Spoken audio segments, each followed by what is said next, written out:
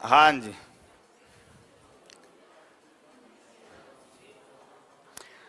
तो हम ये जो वर्ब में ट्रांजिटिव इंटरनल पैटर्न कल पढ़ चुके हैं, और इसके बाद में बेसिक सेंटेंस पैटर्न को ही अपन लोग बेसिकली वर्ब पैटर्न्स भी कह सकते हैं। 7 तरह के वर्ब पैटर्न में पहले 3 इंट्रांजिटिव को दिखा रहे हैं और आखिर के 4 ट्रांजिटिव बता रहे। इतनी बातें सारी अपन कल देख लिए थे। इसके आगे बढ़े हम नेक्स्ट अगली चीज पे आए। जो हमारा वर्ब है, इस वर्ब को अब एक नए सलीके से हम क्लासिफाई करेंगे। वर्ब के 2 प्रकार हैं, और एक है इंटेंसिव वर्ब और दूसरा है एक्सटेंसिव वर्ब।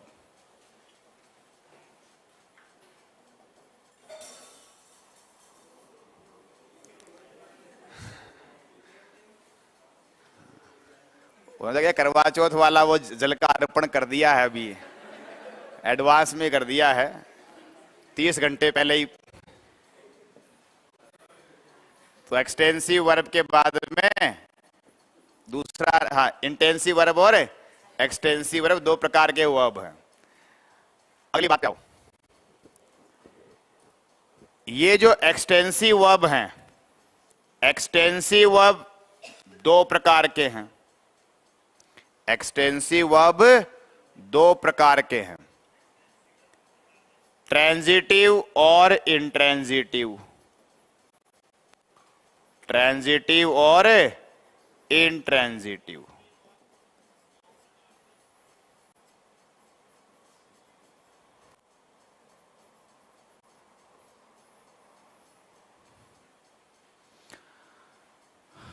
देखिए, यानी अभी हम थोड़ी देर पहले की बात पढ़ रहे थे कि वर्ब 2 प्रकार के हैं। ऑब्जेक्ट होने के आधार पे कहा था ट्रांजिटिव और इंट्रांजिटिव, सीधा ऐसे ही बोले थे। अब हमारे पास नया व्यवस्था आ गया। ये जो ट्रांजिटिव इंट्रांजिटिव हैं, ये अपन किसके बना रहे हैं प्रकार? Extensive verb. यानी पहले हमने वर्ब में 2 बड़े बनाए कैटेगरी, इंटेंसिव वर्सेस एक्सटेंसिव। और एक्सटेंसिव में फिर 2 व्यवस्था बनाई जा रही है, ट्रांजिटिव एंड इनट्रांजिटिव। और फिर ये ट्रांजिटिव है, ये जो ट्रांजिटिव है इसके फिर है 3 कैटेगरी। ट्रांजिटिव के 3 सब कैटेगरी कर दिए हैं। पहला किए हैं मोनो ट्रांजिटिव। पहला क्या बना रहे हैं? Mono transitive.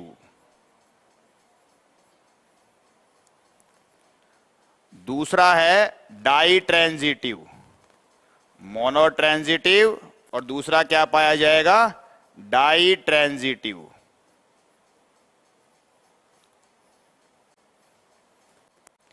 मोनो ट्रांजिटिव, अगला है डाई ट्रांजिटिव, और लास्ट वाला जो है उसे कहेंगे कॉम्प्लेक्स ट्रांजिटिव।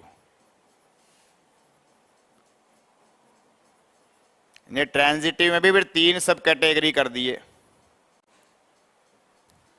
ट्रांजिटिव 3 प्रकार के हैं, मोनो ट्रांजिटिव, डाई ट्रांजिटिव और कॉम्प्लेक्स ट्रांजिटिव।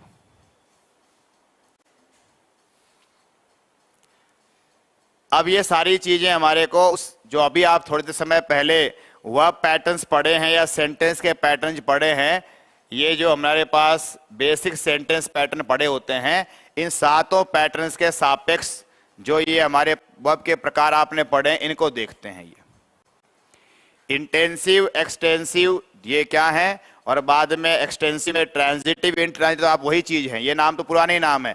ट्रांजिटिव वह है जिसके बाद में ऑब्जेक्ट है तो ट्रांजिटिव, आगे ऑब्जेक्ट नहीं है तो इनट्रांजिटिव है। अब देखो इंटेंसिव वर्ब कौन सी हैं। इंटेंसिव वर्ब जो होंगी, उन वर्ब में हमारे पास 2 प्रकार के पैटर्न होंगे, SVC और SVA। SVC और SVA, और ये A आप पढ़े हैं बेसिक पैटर्न में, हमेशा एक ऐसे वाला होता है, ऑब्लिगेटरी होता है। यानी ये ऐसा ए होगा जो कि हमारा रिमूव नहीं किया जा सकेगा, सेंटेंस को कंप्लीशन करने के लिए वो उसकी ऑब्लिगेटरी प्रवृत्ति पाई जाएगी। तो एसवी और एसवी ऑब्लिगेटरी ए, ये जो दोनों पैटर्न हैं, इनमें अभी हमारे पास जो वर्ब होगी इस वर्ब को कैसा नाम दिया जाता है? इंटेंसिव वर्ब कहा जा रहा है। अब जो बाकी सारे पैटर्न बचे हुए हैं वो सारे के सारे कैसे हैं?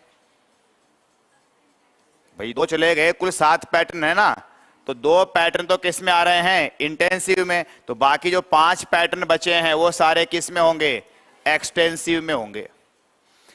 अब एक्सटेंसिव में देखोगे, पहले अपन किसकी बात कर रहे हैं? ट्रांजिटिव। ट्रांजिटिव का मतलब है जिसके बाद में क्या पाया जाए? ऑब्जेक्ट। अब इसमें भी पहला टाइप है मोनो ट्रांजिटिव। मोनो का मतलब क्या होता है? मोनो माने वन, सिंगल चीज, यानी कि जिसके बाद में ऑब्जेक्ट कितना होगा? एक सिंगल ऑब्जेक्ट होगा।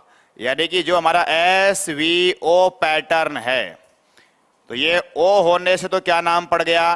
ट्रांजिटिव। और O की संख्या कितनी आई है? एक ही ऑब्जेक्ट है, तो ये SVO व्यवस्था हुई। फिर अगला नाम है डाई ट्रांजिटिव। डाई, डाई का मतलब क्या होता है? 2। तो जिसमें ऑब्जेक्ट की संख्या कितनी होगी? 2 ऑब्जेक्ट होंगे, उसका नाम क्या हो जाएगा? Di transitive. तो SVO और O। फिर अगला क्या है? कॉम्प्लेक्स। कॉम्प्लेक्स का मीनिंग है, ट्रांजिटिविटी का मीनिंग है O तो आएगा ही आएगा, ट्रांजिटिव का मतलब है क्या होगा? O तो मिलेगा ही मिलेगा। अब इसके अंदर आगे क्या है? कॉम्प्लेक्सिटी और पैदा करो, यानी कि इसमें और कुछ नाम और बढ़ जाएंगे। तो O के बाद में क्या बढ़ सकता है? C, अथवा SVOA। और कैसा वाला A? ऑब्लिगेटरी होता है ये। तो अगर मैं संख्या को वापस लेके चलो, यानी ये दोनों पैटर्न हैं, ये दोनों पैटर्न तो इंटेंसिव के हो गए, SVC और SV ऑब्लिगेटरी A। और ये हमारा 3 नंबर वाला नाम इसको दे देते हैं SVO, जो है वो कैसा है? Mono transitive. और इसको 4 नंबर बोल देते हैं SVOO, ये कैसा हो गया? Di transitive. और इसको कह देते हैं 5 नंबर पे SVOC, और 6 पे कर दिए हैं SVOA। और 7वां अब जो बच गया है वो कौन सा बच गया है? SV। और SV है वो कैसा हो गया है? इन ट्रांजिटिव वर्ब वाला व्यवस्था हो गया। तो ये आप जो SVOC ये जो बोले वो तुम्हारे सेंटेंस पैटर्न हो गए। और इन सेंटेंस पैटर्न अगर वर्ब के सापेक्ष में अटैचमेंट करें तो उस वर्ब में का जो पैटर्न है उसका क्या क्या नाम होगा? वो intensive, extensive, mono transitive, di transitive, complex transitive, intransitive, इस प्रकार से कहानी होगी।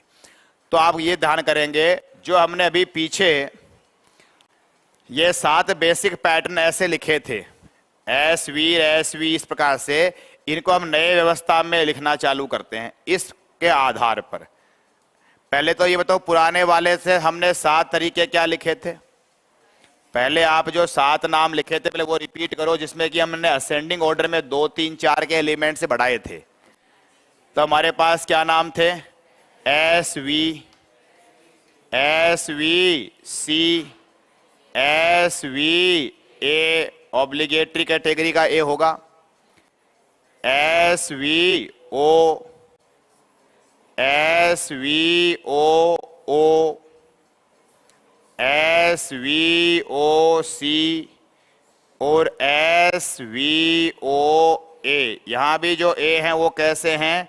ऑब्लिगेटरी। अब एक बताएं बात, हमने इस 2A में ही ऑब्लिगेटरी ऐसे अलग से क्यों लिखा, औरों में क्यों नहीं लिखा? कि बाकी तो ऑब्लिगेटरी होते हैं। SVOC ये एलिमेंट अगर हैं तो वो तो कैसे होंगे? ऑब्लिगेटरी हैं। ऑप्शनल होने की प्रवृत्ति किसकी है?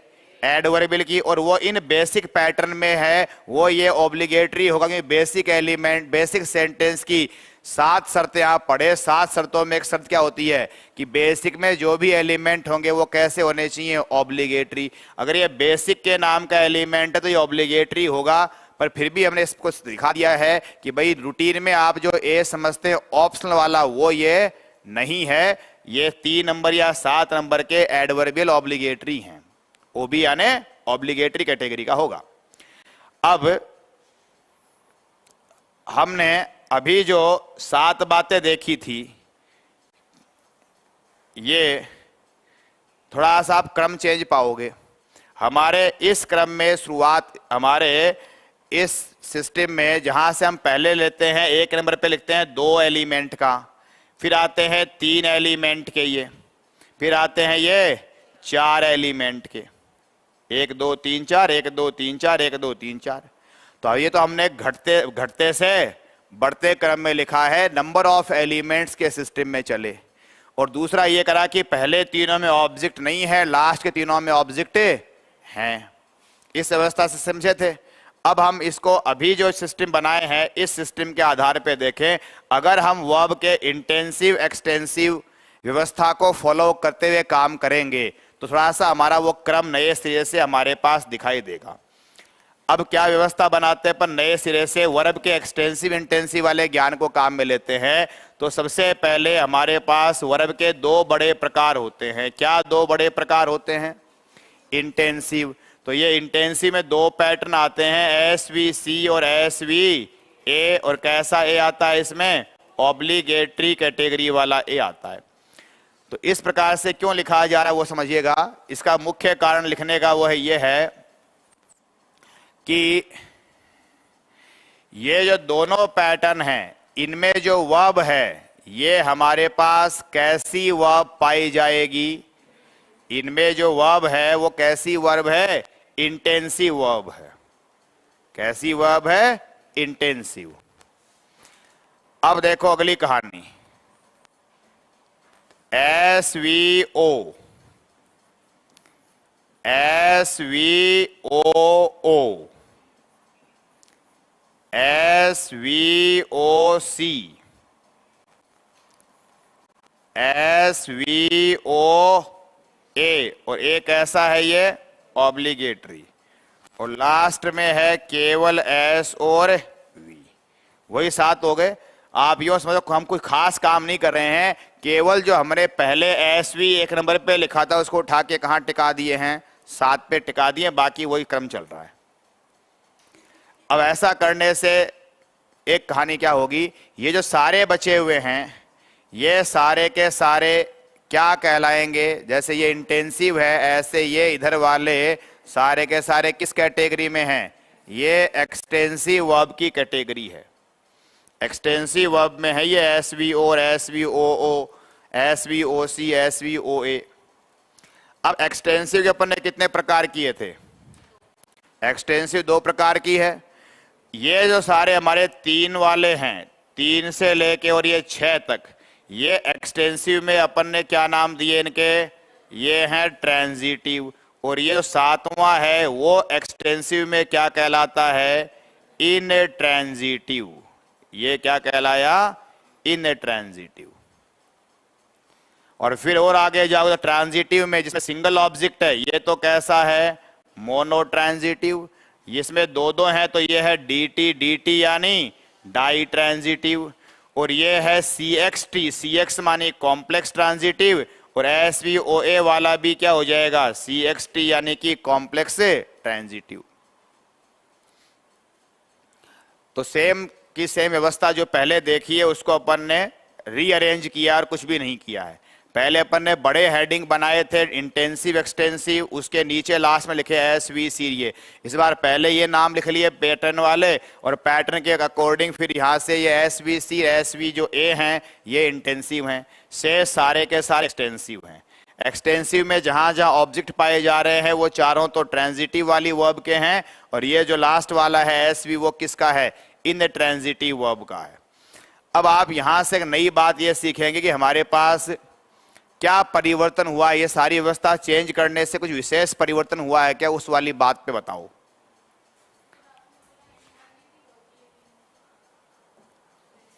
हम पहले ये वाली बात करे थे, इसको देखें एक बार के लिए। तो हमारे पास ये 4 नीचे वाले हैं, इन चारों में ऑब्जेक्ट पाया जा रहा है। इस अकॉर्डिंग ये हमारी वर्ब हैं, वो कैसी वर्ब हैं? ट्रांजिटिव। ट्रांजिटिव। और हमने कहा जिसके बाद में ऑब्जेक्ट नहीं है वो कैसा है? इन ट्रांजिटिव। यानी कि ये हमारा जो SV सिस्टम है ये कैसा हो गया? इन ट्रांजिटिव। अब इसमें भी आगे ऑब्जेक्ट नहीं है तो ये भी कैसा कहानी है? इन ट्रांजिटिव। और SVA ऑब्लिगेटरी वाली वर्ब है वो भी कैसी है, इनट्रांजिटिव। तो अगर हम केवल वर्ब के दो ही प्रकार करें, ट्रांजिटिव इंट्रांजिटिव, उस अकॉर्डिंग तो ये जो सारा का सारा SVC SVA तीनों के तीनों कैसे हैं, इनट्रांजिटिव। जबकि अभी नए सिस्टम में देखो इनट्रांजिटिव में केवल एक व्यवस्था आ रही है, कौन सी, SV। ये जो दोनों हैं जिसको अपन पहले ओ नहीं होने के आधार पर, ऑब्जेक्ट नहीं होने के आधार पर क्या बोल रहे थे, इनट्रांजिटिव कह रहे थे, ये दोनों के लिए इंट्रांजिटिव वर्ड नहीं लिया गया है। क्या वर्ड काम में लिया गया है, इंटेंसिव वर्ड, नया वर्ब काम में, नया वर्ड हमने काम में ले लिया। तो क्या चीज है, ऐसा नया सिस्टम बनाने के पीछे क्या व्यवस्था है, उसके पीछे व्यवस्था दूसरे प्रकार की है। इंटेंसिव जो नाम है उसका मतलब ये है कि इसमें हमारे पास ये वी नाम पे वर्ब आएंगी, ये वर्ब आगे चीज को कैरी ऑन बहुत लंबे तक नहीं करेंगी, ये सिर्फ अपने साथ में क्लोज कनेक्टिविटी तक ही रखेंगी। बात कुछ कम समझ में आएगी मैं जो कहना चाह रहा हूं, तो इसको बाद में पहले ये समझ लो। एक्सटेंसिव, एक्सटेंसिव का मीनिंग होता है, एक्सटेंशन कर दिया माने विस्तार दिया उसको। इंटेंसिव का मीनिंग होता है अपने तक ही सीमित है, गहनता होती है। इंटेंसिव के कई तरह के मीनिंग होते हैं। इंटेंसिव का एक मीनिंग क्या होता है, गहन, नहीं जैसे अपने हॉस्पिटल्स में लिखा होता ICU, हॉस्पिटल्स में आपने ICU लिखा देखा होगा। ICU की फुल फॉर्म क्या होती है, आई माने यही होता है इंटेंसिव केयर यूनिट, हिंदी है गहन चिकित्सा कक्ष। तो जहां इंटेंसिव माने बहुत ही गहनता से आपकी वहां चिकित्सा देखभाल जो भी करी जाएगी। तो इंटेंसिव का मीनिंग होता है कि भाई वर्ब जो है वो ये जो हमारे पास एलिमेंट्स हैं इनके बीच में घनिष्ठ संबंध रखती है, बहुत ही क्लोज कनेक्शन रखती है। और एक्सटेंसिव का मतलब है उसमें विस्तार हो जाता है, थोड़ी थोड़ी उसके साथ में क्या होती है, डिस्टेंस कंपैरेटिवली इसकी तुलना में क्या करती जाती है, बढ़ती जाएगी, इंटेंसिटी कम होती जाती है। इंटेंसिटी यहां वर्ब के पास ज्यादा है यानी इंटेंसिवनेस कहला रही है, और यहां वो थोड़ा अपना विस्तार करेगी, इंटेंस से बाहर जाएगी। देखो मूलतः उत्पत्ति है EX, एक्स का मीनिंग होता है बाहर जाना, इन माने भीतर, एक्स माने बाहर, एक्स मानी आउट, एक्सटर्नल बाहरी, इंटरनल है आंतरिक। तो EX जो है वो एक्स से बेसिक दिखाता है, बाहर को दिखाता है। तो वर्ब का जो मीनिंग है वो मीनिंग धीरे धीरे वर्ब के दायरे से और दूसरे मेंबर्स की तरफ एक्सटेंशन लेता है, बढ़ता जाता है, उसमें इजाफा कर सकते हैं। तो यहां जो है जहां जहां आपने ओ जोड़ दिया है, ये ओ जोड़ने से वर्ब है वो क्या होती जा रही है, अपने दायरे को फैलाव करती जा रही है, अपना दायरा क्या कर रही है, वो फैलाती जा रही है। और इसको थोड़ा दूसरे एक तरीके से और समझाते हैं तो वो यूं समझिए, ये नाम होता है ट्रांजिटिव। एक्सटेंसिव तो हम समझना चाह रहे हैं पर 2 मिनट बाद समझेंगे वापस एक बार। ये आपका सुना हुआ नाम है ट्रांजिटिव नाम। ट्रांजिटिव नाम की रूट उत्पत्ति में जाओगे, मूल उत्पत्ति में, तो इसका शाब्दिक अर्थ क्या होता है, सकर्मक मत बोलना, वो तो हिंदी अनुवाद किया हुआ है व्याकरण में पढ़ाने के लिए। ट्रांजिटिव का वास्तविक अर्थ सकर्मक नहीं होता है, तो ओनली ग्रामर की कहानी है। ग्रामर में इसका कोई अनुवाद सही नहीं हुआ है हिंदी में, वो तो हमने आधार बनाया है, कर्म है यानी ऑब्जेक्ट है, और ऑब्जेक्ट को हिंदी में क्या बोलते हैं, कर्म। तो उन्होंने कहा सकर्मक, जिसमें कर्म साथ में है ऐसी वाली वो, और अकर्मक जिसके साथ में कर्म नहीं है। तो बेसिकली वो सकर्मक अकर्मक वर्ड है, वो तो कर्म के होने और नहीं होने का ज्ञान कर रहे हैं। यानी वास्तविक अनुवाद तो ये हुआ, सकर्मक का मीनिंग अंग्रेजी में ये हुआ विद ऑब्जेक्ट, और अकर्मक माने क्या हुआ, विदाउट ऑब्जेक्ट। इस वर्ड का मीनिंग नहीं हुआ सीधे तौर पे वो, मैं फिलहाल इसका सीधा सीधा शाब्दिक अंग्रेजी की भाषी उत्पत्ति, इसकी जो इटीमोलॉजी है वो जानना चाहता हूं। क्या वर्ड मैंने भी बोला, हम इसकी क्या जानना चाहते हैं, इटीमोलॉजी। इटीमोलॉजी का मीनिंग क्या होता है, इस वर्ड की उत्पत्ति कैसे हुई है, कैसे कैसे बना, रूट वर्ड क्या था, इसके पहले वो सफिक्स प्रीफिक्स या मॉर्फिम वॉर्फिम अलग करके भाई ये हमारे पास रूट था, इससे ऐसे ऐसे वाक्य आगे बातें निकल निकल के आई। तो ऐसे ट्रांजिटिव की आप रूट में जाते हैं तो हमारे पास बेसिकली कहानी कहां से चलती है, यह है ट्रांजिट। ट्रांजिट में हमने बाद में क्या लगाया, इव, आई लगाया, और आई लगाने से वर्ड अंग्रेजी में बन जाते हैं एडजेक्टिव। आई है वो किसका प्रतीक होता है, एडजेक्टिव बनाने का सफिक्स होता है। ठीक है, जैसे क्रिएट से बना दिया क्रिएटिव, पहले को सिंपल सिंपल समझ लो, क्रिएट से क्या बना दिया, क्रिएटिव, तो क्रिएटिव वर्ड है वो क्या हो गया, एडजेक्टिव बन गया। क्रिएट वर्ब थी और क्रिएटिव क्या बना दिया, एडजेक्टिव। आप पहले कोई सिंपल दो चार नाम बताओ ऐसे आई से, जैसे मैंने कहा क्रिएट से क्रिएटिव बन जाता है, ऐसे आप बताओ कोई छोटी मोटी जानकारी। जैसे क्रिएट से क्रिएटिव बना देते हैं, ऐसे बनाओ, और ये जो इव लगाने से वो वर्ड ग्रामर की श्रेणी में कहां पहुंच जाएगा, एडजेक्टिव। थोड़ा सा आसान वर्ड लाओ, मेरे को ऐसे वो ग्रामर की थोड़ी भाषा पर कम, सिंपल सिंपल बातें कर रहे हैं। पजेस, हाँ से एक्ट ले लो, एक्ट से क्या बना दिया, एक्ट से क्या बन गया, एक्टिव। ऐसे ही पजेशन होता है, और पजेशन से हमने क्या नाम निकाल दिया, पजेसिव। तो पजेशन से क्या हो गया, पजेसिव, अधिकार या अधिकारिकता वाली चीज हो गई। हाँ, रिलेशन से जैसे आप क्या बना देते हैं, रिलेशन से क्या कर दिए हैं, रिलेटिव बना दिए। ठीक है, और बना सकते हो। तो हमने थोड़ा सा नमूना देख लिया कि जहां भी हम ऐसे इव जोड़े हैं, एक्टिव, क्रिएटिव, पजेसिव, रिलेटिव, ये इव हमारा ग्रामर की भाषा में क्या हो गया है, पीछे जुड़ने वाला प्रत्यय यानी सफिक्स हो गया है, और इसकी जो वर्ड कैटेगरी है पार्ट ऑफ स्पीच में वो क्या बन जाती है, एडजेक्टिव। इसी भांति ट्रांजिट में क्या जोड़ा है, इव, तो नाम क्या निकल गया था, ट्रांजिटिव, और फिर विलोम करना था तो आपने आई एन लगा दिया, तो फिर वो क्या बन गया, इंट्रांजिटिव लगा दिया प्रीफिक्स लगाने से। तो मूलतः नाम क्या है, ट्रांजिट है। ट्रांजिट का मतलब बता सकते हो, ट्रांजिट मानी क्या होता है, रूट मीनिंग पूछना है। कर्म की तो बात ही नहीं है फिलहाल, ग्रामर के इतर बात कर रहे हैं, out of grammar, no object subject nothing. Transit में जो कहानी है उसी से फिर जैसे होता है ट्रांजैक्शन, सुनते हो जैसे बैंक में आप लेन देन करते हो तो उसमें आता है ट्रांजैक्शन करते हो, लेन देन, वो ट्रांजैक्शन में भी वही ट्रांजिट वाली कहानी लगी होती है। ट्रांस, इसमें और बताऊं, इसमें भी और जैसे आप, तो ये है ट्रांस, ट्रांस हमारे पास का मतलब, ट्रांस का मीनिंग क्या होता है, ट्रांसमिशन।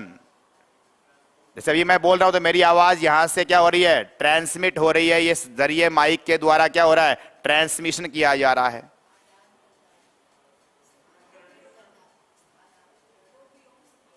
आपकी आवाज मेरे पास माइक से नहीं पहुंच रही है, लेकिन आपकी आवाज मेरे कानों से पहुंच रही है। तो आपकी आवाज से आदान प्रदान कहां हुआ है, तो ओनली प्रदान प्रदान नहीं कर रहा है, आदान कहां कर रहा है, आदान यानी लेना, प्रदान यानी देना, तभी तो ये ओनली आपको पहुंचा ही तो रहा है। हाँ, जैसे मोबाइल होता है उस पर दोनों काम कर पाते हो आप, उस पर आदान भी होता है प्रदान भी होता है, टेलीफोन पे आदान प्रदान भी हो रहा है। अभी मेरे पास जो माइक है तो ओनली क्या कर रहा है, प्रदान नहीं कर रहा है, ये रिसीविंग नहीं कर रहा है, इसमें रिसीवर नहीं लगा हुआ है, इसमें ओनली क्या है, ट्रांसमिटर लगा हुआ है। तो ट्रांसमिट का मीनिंग होता है फेंकना ही होता है केवल। देखो ट्रांसिट, ट्रांजिटिव, ट्रांस, सारी बात बताने मिलेंगे, एक जगह से दूसरी जगह जाना, एक स्थान से दूसरे स्थान पे जाना, ये इसका सीधा सपाट मीनिंग हो गया। यानी to carry over, to carry over, आसान शब्दों में कहेंगे ट्रांजिटिव में जो ट्रांजिट है इसका मायने क्या होता है, टू कैरी ओवर, चीज और आगे कैरी कर जाती है, वह है कैरी ओवर हो जाना। ठीक है, और अगर आप बेहतर से इसको थोड़ा देखना चाहें तो रैंड मार्टिन में आप चैप्टर निकाल लेना ट्रांजिटिव इंट्रांजिटिव वर्ब का, जो क्लास में तो खोलना, जो किताब खोलना, बुक खोल लें। किताब हम तो लेके नहीं आए, मैंने आपको बहुत पहले कहा था किताब हमेशा लेके आनी है, चाहे क्लास में पूरे टाइम किताब खुले ही नहीं, कोई अता पता नहीं है, कोई प्लानिंग नहीं होती किताब कब खुलेगी कब नहीं खुलेगी, बिना सोचे समझे कारोबार चलता है पूरा। मूड कर गया किताब खुलवानी खुलवा लो, नहीं मूड करता नहीं खुलवाएंगे, तभी मूड कर गया किताब खुलवा लो। बुक नंबर 1 है रैनन मार्टिन के, बुक नंबर 1 में ट्रांजिटिव इंट्रांजिटिव वाली किताब। मैडम ये किताब तो जो है ना, ये किताब अभी दिवाली आ रही, रद्दी वाला है को दे देना उसको, किसी काम की नहीं है ये, हिंदी मीडियम की किताब। जिसके पास भी रैनन मार्टिन हिंदी में हो वो अपने किताब का कोई काम में नहीं ले पाएगा। अगर वापस हो तो दुकानदार वापस दे देना, नहीं ले तो घर पे रख देना, दूसरी किताब परचेज कर लेना। रैनन मार्टिन का बुक ओनली इंग्लिश में ही परचेज करना है, समझ में नहीं आता सब समझ में आएगा, ऐसी कोई बात नहीं समझ में नहीं आएगी। इसकी हिंदी जो है वो आपको बिल्कुल समझ में नहीं आने देगी। अगर आपको अंग्रेजी हिंदी में किताब चाहिए तो और 1000 किताब बाजार में पड़ी होती हैं, जिसपे जिला आपका जी आ जाए, जिसपे दिल लग जाए, सस्ती मिल जाए, अच्छा गत्ता लग जाए, जैसा अच्छा कवर लग जाए वो ले लेना, वो आपकी अपनी चॉइस है। इंग्लिश के नाम से किताब परचेज करनी है, रैनन मार्टिन करनी है, और वो भी इंग्लिश वाली करनी है जिसमें कोई हिंदी का नाम नहीं होना चाहिए। सारी हिंदी बोलने के लिए मैं बैठा हूं ना, जितनी हिंदी चाहिए मारवाड़ी चाहिए सब बता दूंगा, किताब अंग्रेजी में ही चाहिए। निकालिए चैप्टर, आपको चैप्टर मिला क्या? नहीं मिला ना, मिलेगा कैसे? हिंदी में लिखा है इसमें सकर्मक अकर्मक, कैसे मिलेगा? Transitive intransitive, I think 20 number chapter है क्या? हाँ तो 20 नंबर चैप्टर है ट्रांजिटिव इंट्रांजिटिव वाला। अब तो ढूंढ लो 20 नंबर तो ढूंढ लो। हाँ जी मिला होगा। और शुरू में कुछ एग्जाम्पल देके, और आप देखोगे राइट हैंड में पेज के ऊपर कहीं लिखा होगा ट्रांजिट, नीचे लिखा है ब्रैकेट में टू कैरी ओवर करके ढूंढो कहीं मिले तो, या तो नीचे होगा लेफ्ट पेज पे, लेफ्ट पेज के नीचे या राइट पेज के ऊपर की तरफ। हाँ वो एक ही बात है, कैरी ओवर पासिंग ओवर कोई फर्क नहीं पड़ता, सिनोनिम वर्ड है वो। कितने नंबर बिंदु पे लिखा हुआ है? 180, 181 का जो बिंदु है, 181 का जो पॉइंट है, उस पॉइंट पे आप ट्रांजिटिव वर्ब का मीनिंग वीनिंग समझा रखा होगा, और उसमें नीचे समझा रखा है ट्रांजिटिव जो शब्द है इसकी उत्पत्ति जो जाओगे इटीमोलॉजी है, इटीमोलॉजी में लिखा है कि ट्रांजिटिव का मायने क्या होता है? टू पास ओवर या टू कैरी ओवर, यानी चीज को आगे की तरफ ले जाना, ठीक है। और जहां नहीं लेके जाए उसका नाम क्या हो जाएगा? इन ट्रांजिटिव बता दिया है वो तो। अब बात को समझिएगा, अपनी बात ये चल रही थी, ये सारी बात करने का उद्देश्य क्या था कि यहां ट्रांजिटिव में ये जो हमारी वर्ब है इसका एक्शन है वो पास ओवर किसी और पर जाएगा, किसी और पर जाए। थोड़ा सा हिंदी साथ में पढ़ के आए हो, हिंदी का ज्ञान लेते हैं। हिंदी हमने कहा SVO, हिंदी वाला कहेगा ओ के लिए, जिसको हम ऑब्जेक्ट कह रहे हैं, हिंदी में अनुवाद क्या कहा जाता है? कर्म। अब मैं ये पूछ लूं, बताइए कर्म किसे कहते हैं? व्याकरण की भाषा में उत्तर देना। अब व्याकरण की भाषा में हिंदी में कर्म का क्या मतलब सुन के आए हो आप लोग? कर्म क्या होता है? अरे ये तो शायद 6ठी 5वीं 7वीं कक्षाओं में सिखा देते हैं कर्ता कर्म का प्राइमरी ज्ञान तो। हाँ, क्रिया का फल जिस पर पड़े।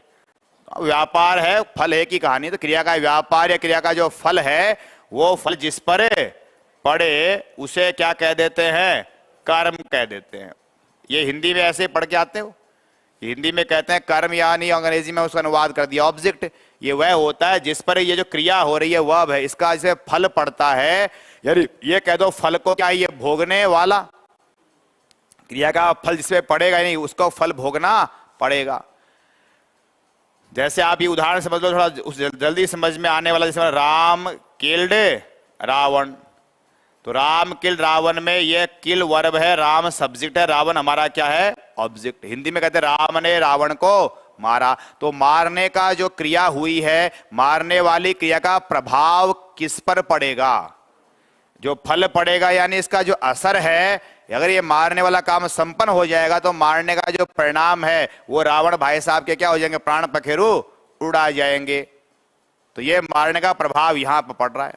मैं ऐसे कह दूं I teach you, I teach you, मैं तुम्हें पढ़ाता हूं, तो मैं पढ़ाता हूं तो मेरे इस पढ़ाने का प्रभाव, यानी ये जो पढ़ाने का जो कार्य हो रहा है, इस कार्य का फल किस पे पड़ेगा, ये किसका प्रभाव किस पर आएगा, वो तुम्हारे पे आ जाएगा। तो इस प्रकार से क्रिया का इसे फल पड़ जाता है। एक बड़ी मोटी सी परिभाषा पाई जाती है, किसके बारे में पढ़ाई जाती है, ये कर्म के बारे में। हिंदी में ऐसा पढ़े हो। इस बात का उल्लेख किस लिए किया गया है कि जिस पे क्रिया का फल पड़े, यानी हमने कह दिया क्रिया जो है इसका जो प्रभाव है वो पास ओवर मानी कैरी ओवर किस पे होगा। ये जो फल जिस पे पड़ता है उसी को हम क्या कर रहे हैं, ट्रांजिट प्रभाव है, यानी यहां से बात यहां वगैरह कैरी ओवर करेगी। तो जो कैरी ओवर हो जाएगा वो क्या कहलाएगा, हमारा ऑब्जेक्ट हो जाएगा। इट मीन्स वर्ब जो है, ये वर्ब अपने मीनिंग को अपने तक सीमित नहीं रख रही है, अपने मीनिंग के अर्थ को और आगे फैलाव दे रही है, इजाफा कर रही है। और इस इजाफा करने वाले, फैलाव करने के लिए हमने एक बड़ा नाम क्या रख रखा है, एक्सटेंसिव करना रख रखा है।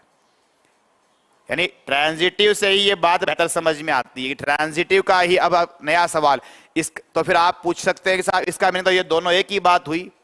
तो अभी तो मैंने आपको ट्रांजिटिव के माध्यम के मीनिंग से ये समझाने की कोशिश की, एक्सटेंसिव इसी तरह की बात है। ये भी आपको समझ में आया नहीं, उदाहरण से अब बात बेहतर समझोगे।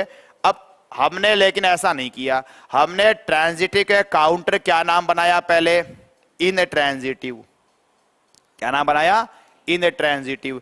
और यहां पर भी इस इन ट्रांजिटिव को भी किस में शामिल किया हुआ है, इसको भी किस में शामिल किया है, एक्सटेंसिव में। एक्सटेंसिव के दो कैटेगरी कर रखी है, ट्रांजिटिव और इंट्रांजिटिव। इसमें बताइए इसको क्यों एक्सटेंसिव में शामिल किया हुआ है।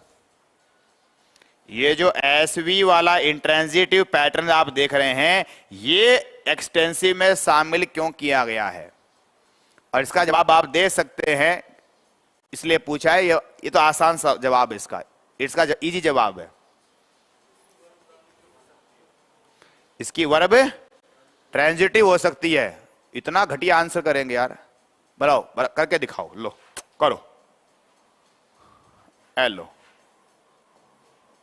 बर्ड्स फ्लाई, ये तो वीर, ये एस, पक्षी उड़ते हैं। और अभी आप जिस तरह से सीखें उस भाषा में कहेंगे फ्लाई एस वी का कहानी है, बेसिक पैटर्न में ही है ये। और ये एक्सटेंसिव कैटेगरी में कौन सी प्रकार की है, इन ट्रांजिटिव है, जिस अभी तरह की बात सीखी। और अगर आप ये वाला बात नहीं सीखे होते, पुराने ज्ञान से आप सीधा ही क्या बोलते, इसके आगे ऑब्जेक्ट नहीं है, अतः सीधा क्या बोल देते, इन ट्रांजिटिव। हमारा पहले दो ही तरह की विद्या पढ़ी आपने, ऑब्जेक्ट है और नहीं है। उतनी बुद्धि से क्या कहते हैं, इसके बाद में ऑब्जेक्ट नहीं है, अर्थात वर्ब कैसी, इंट्रांजिटिव। अब हम नया ज्ञान लेके आ गए, हम बीच में नया ज्ञान ये लेके आ गए कि जो हमारे एसवी पैटर्न हैं, यानी हम पहले पैटर्न के साथ में नाम बना रहे हैं। पहले आप एसवी पैटर्न निकालिए, सारे के सारे जो आप पैटर्न की चर्चा चल रही है, ये किस प्रकार के पैटर्न की बातें चल रही हैं, ये बेसिक सेंटेंस के पैटर्न की बातें चल रही हैं। तो अगर हमारा बेसिक सेंटेंस जो है उसका पैटर्न अगर एसवी कैटेगरी का है, तो उसमें जो वर्ब होगी वो बड़े नाम से पहले क्या कहलाएगी, एक्सटेंसिव। उसकी फिर सब कैटेगरी में क्या कहलाएगी, इंट्रांजिटिव। ये लो जी, कर दिया। अब आपसे काम है, आपने भी कहा ये इसलिए एक्सटेंसिव में आती है क्योंकि इसको ट्रांजिटिव बना सकते हो, बनाओ, बताओ। अरे तो तुम क्या क्या बोलोगे, तुम तो हर कुछ बोलोगे यार, बात लिखी उसका बताओ। ये कहा कि तुम सारे डाटा चेंज करोगे, तुम तो सारे डाटा ही चेंज कर दोगे। फिर तो आपको कोई डाटा चेंज नहीं करने, बिना डाटा आप इसमें कुछ इधर बढ़ा लो, इधर के डाटा तो आपको चेंज करने, एस और वी तो आप चेंज करोगे नहीं। और आपको तो ट्रांजिटिव बनानी है, तो आप मेरे को यही रखते रखते क्या ला के दिखा दो, ओ ला के दिखा दो, तो मान जाएंगे कि साहब ट्रांजिटिव हो जाएगी। Keep maintaining the same data, यानी कि बर्ड्स बर्ड्स रखो, फ्लाई फ्लाई रखो, और करके दिखा दो।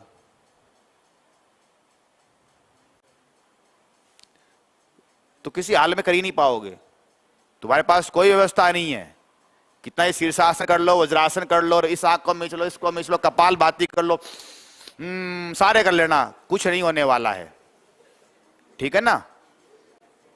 तो किसी भी प्रकार की व्यवस्था से कोई लाभ नहीं मिलेगा।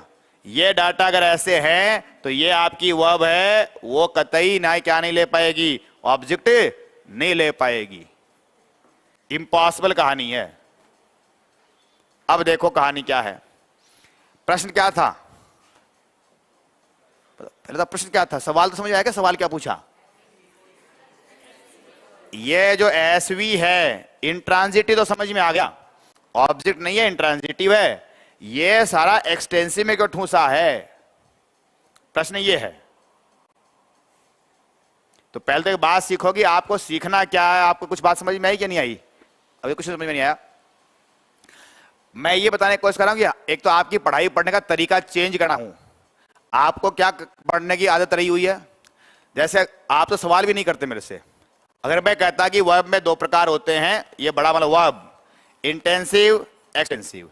इंटेंसिव में ये दोनों पैटर्न आएंगे, ये सारे के सारे एक्सटेंसिव में आ जाएंगे, ये ट्रांजिटिव और ये इंट्रांजिटिव। बोलो ठीक है, मास्टर ने कह दिया, फटाफट लिख लो, ठीक है, ओके ओके, आज से व्यवस्था ऐसे कर देंगे, ठीक है।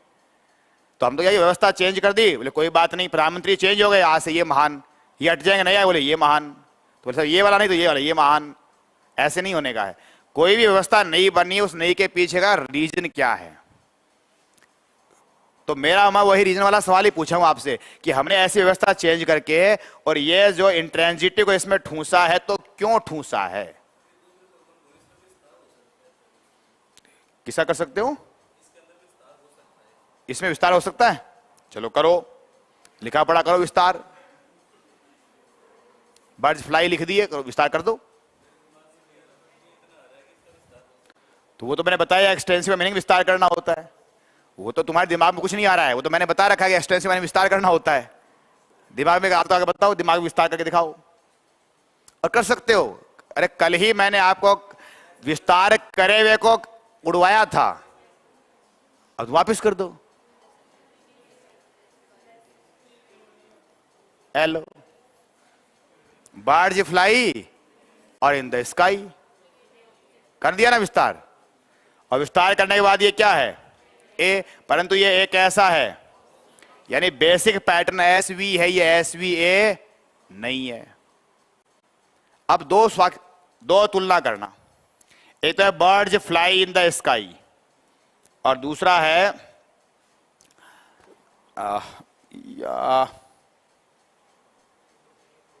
चलो ये लेते हैं,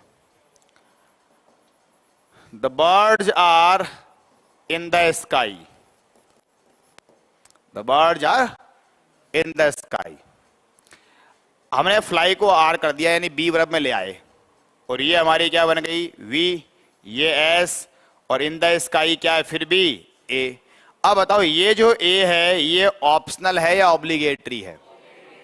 इसको आप हटा नहीं सकते, इसको हटा सकते हैं, इसके बिना भी सेंटेंस है, अपने आप में पूर्ण सेंटेंस है, पक्षी उड़ते हैं।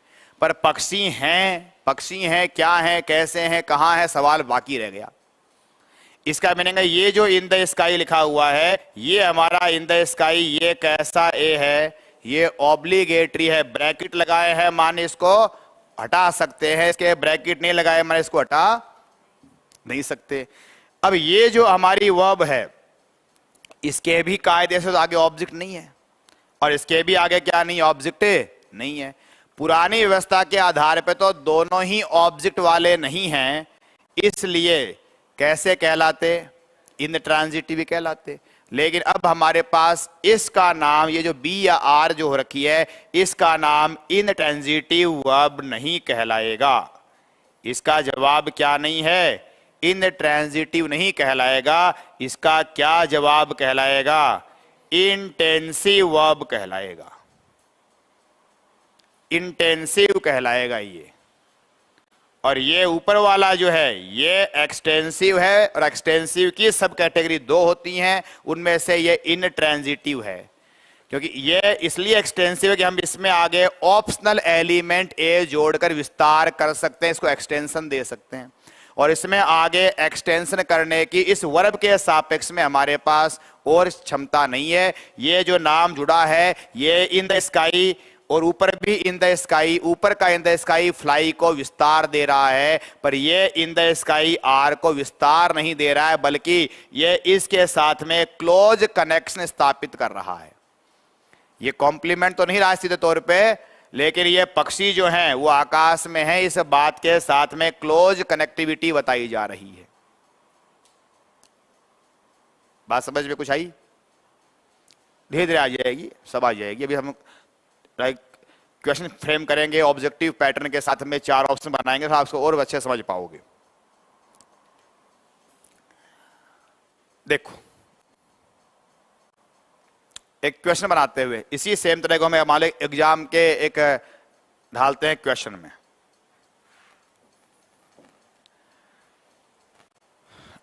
और आपको दोनों तरह की बातें बताई जा रही हैं। दोनों कैसी?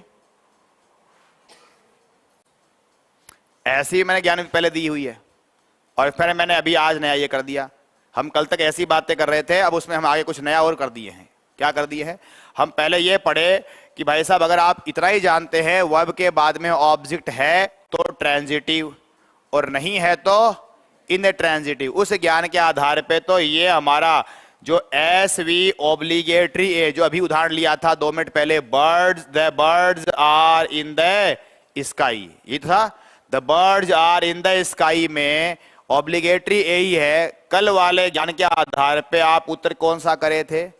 इन ट्रांजिटिव। और अभी मैं 2 मिनट बाद ही आपको दिखाया हूं कि मैंने काट दिया कि इंट्रांजिटिव नहीं कहेंगे, क्या करेंगे?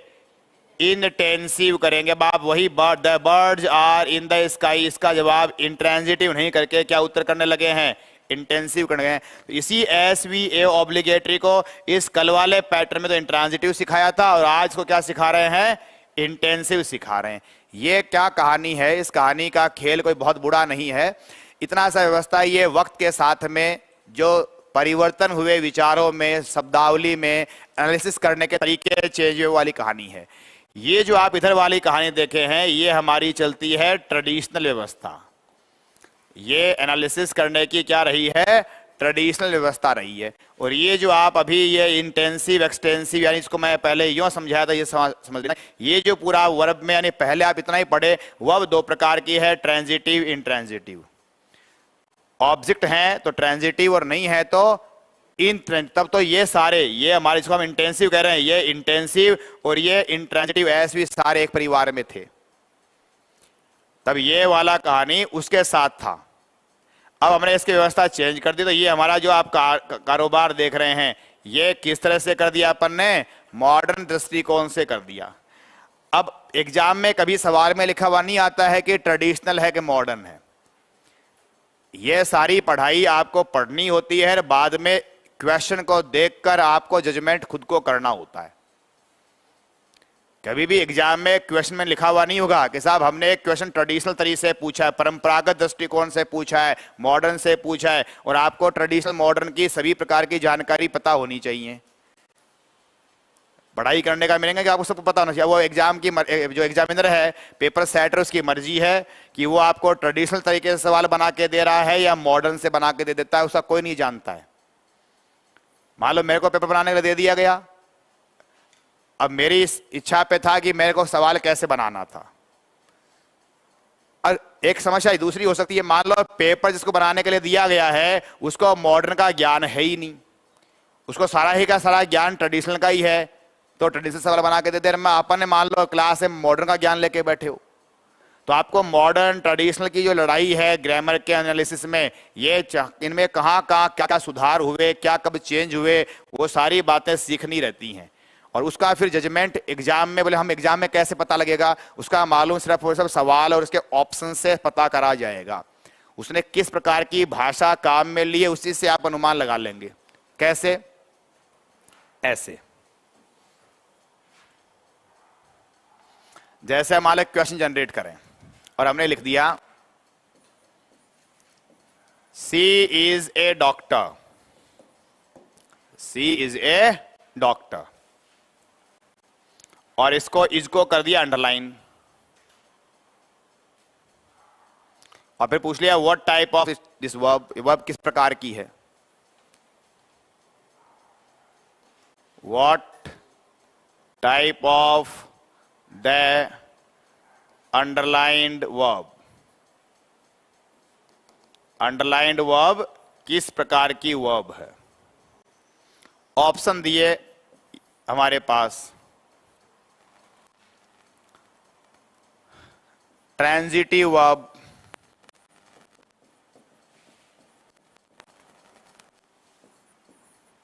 इन ट्रांजिटिव वर्ब,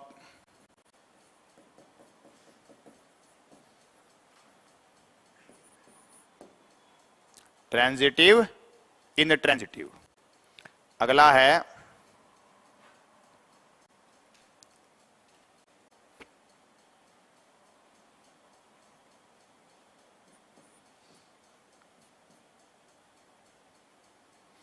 थोड़ा इजी इजी बनाते हैं एक बार।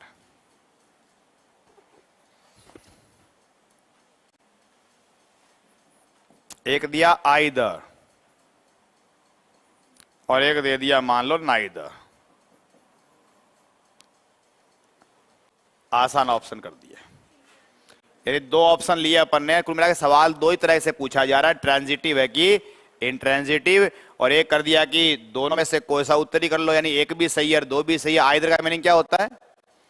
आइदर का मीनिंग है दो बातों में से कोई सी भी कर लो, और नाइदर का मीनिंग है दोनों में से कोई सी भी है नहीं। तो इसके अकॉर्डिंग तो यही है कि सब इज है, वो ट्रांजिटिव भी नहीं इंट्रांजिटिव भी नहीं है। इसके अकॉर्डिंग ट्रांजिटिव भी हो सकती है और इंट्रांजिटिव भी हो सकती है, और इनके अकॉर्डिंग एक एक जवाब ही होना है। अब इसके लिए क्या करेंगे अपन लोग, ऊपर सेंटेंस देख लेंगे, और सेंटेंस हमारे पास क्या है, एस वी, और ये डॉक्टर कौन है, ये लड़की, लड़की क्या ये डॉक्टर है, दोनों एक ही हैं। यानी ये ए डॉक्टर को जानकारी सी के बारे में ही बताई जा रही है, और ये जो बताने से हमारा जो सी एलिमेंट है वो क्या हो गया, कॉम्प्लीमेंट। यानी इस वर्ब के बाद में ऑब्जेक्ट नहीं है, और नहीं है तो हमारा जवाब क्या बन गया, इन ट्रांजिटिव। तो ये हमारे पास सवाल में जो टर्मिनोलॉजी आई उससे पता लग गया कि भाई साहब ये सवाल किस तरह का सवाल है, ट्रेडिशनल का है या मॉडर्न का है। ये परंपरागत ट्रेडिशनल टर्मिनोलॉजी है। अब मॉडर्न वालों ने क्या करा, ये नाम पूर्णतः छोड़े हैं, इनको रखा है, पर पहले नए तरह के नाम लाए, इंटेंसिव और एक्सटेंसिव। फिर एक्सटेंसिव में वो नाम वापस कैरी ऑन करवाए, कौन से, क्या नाम था, ट्रांजिटिव और इंट्रांजिटिव। अब क्वेश्चन तो सेम, क्वेश्चन सेम है, ऑप्शन नए है। इस तरह के ऑप्शन थे, ये जवाब कर दिया था। अब हमारे पास क्वेश्चन सेम, ऑप्शन नए। पहला ऑप्शन आपने कर दिया ट्रांजिटिव वर्ब, दूसरा कर दिया इंट्रांजिटिव वर्ब, तीसरा ऑप्शन कर दिया इंटेंसिव वर्ब, इंटेंसिव वर्ब, चौथा ऑप्शन कर दिया एक्सटेंसिव वर्ब।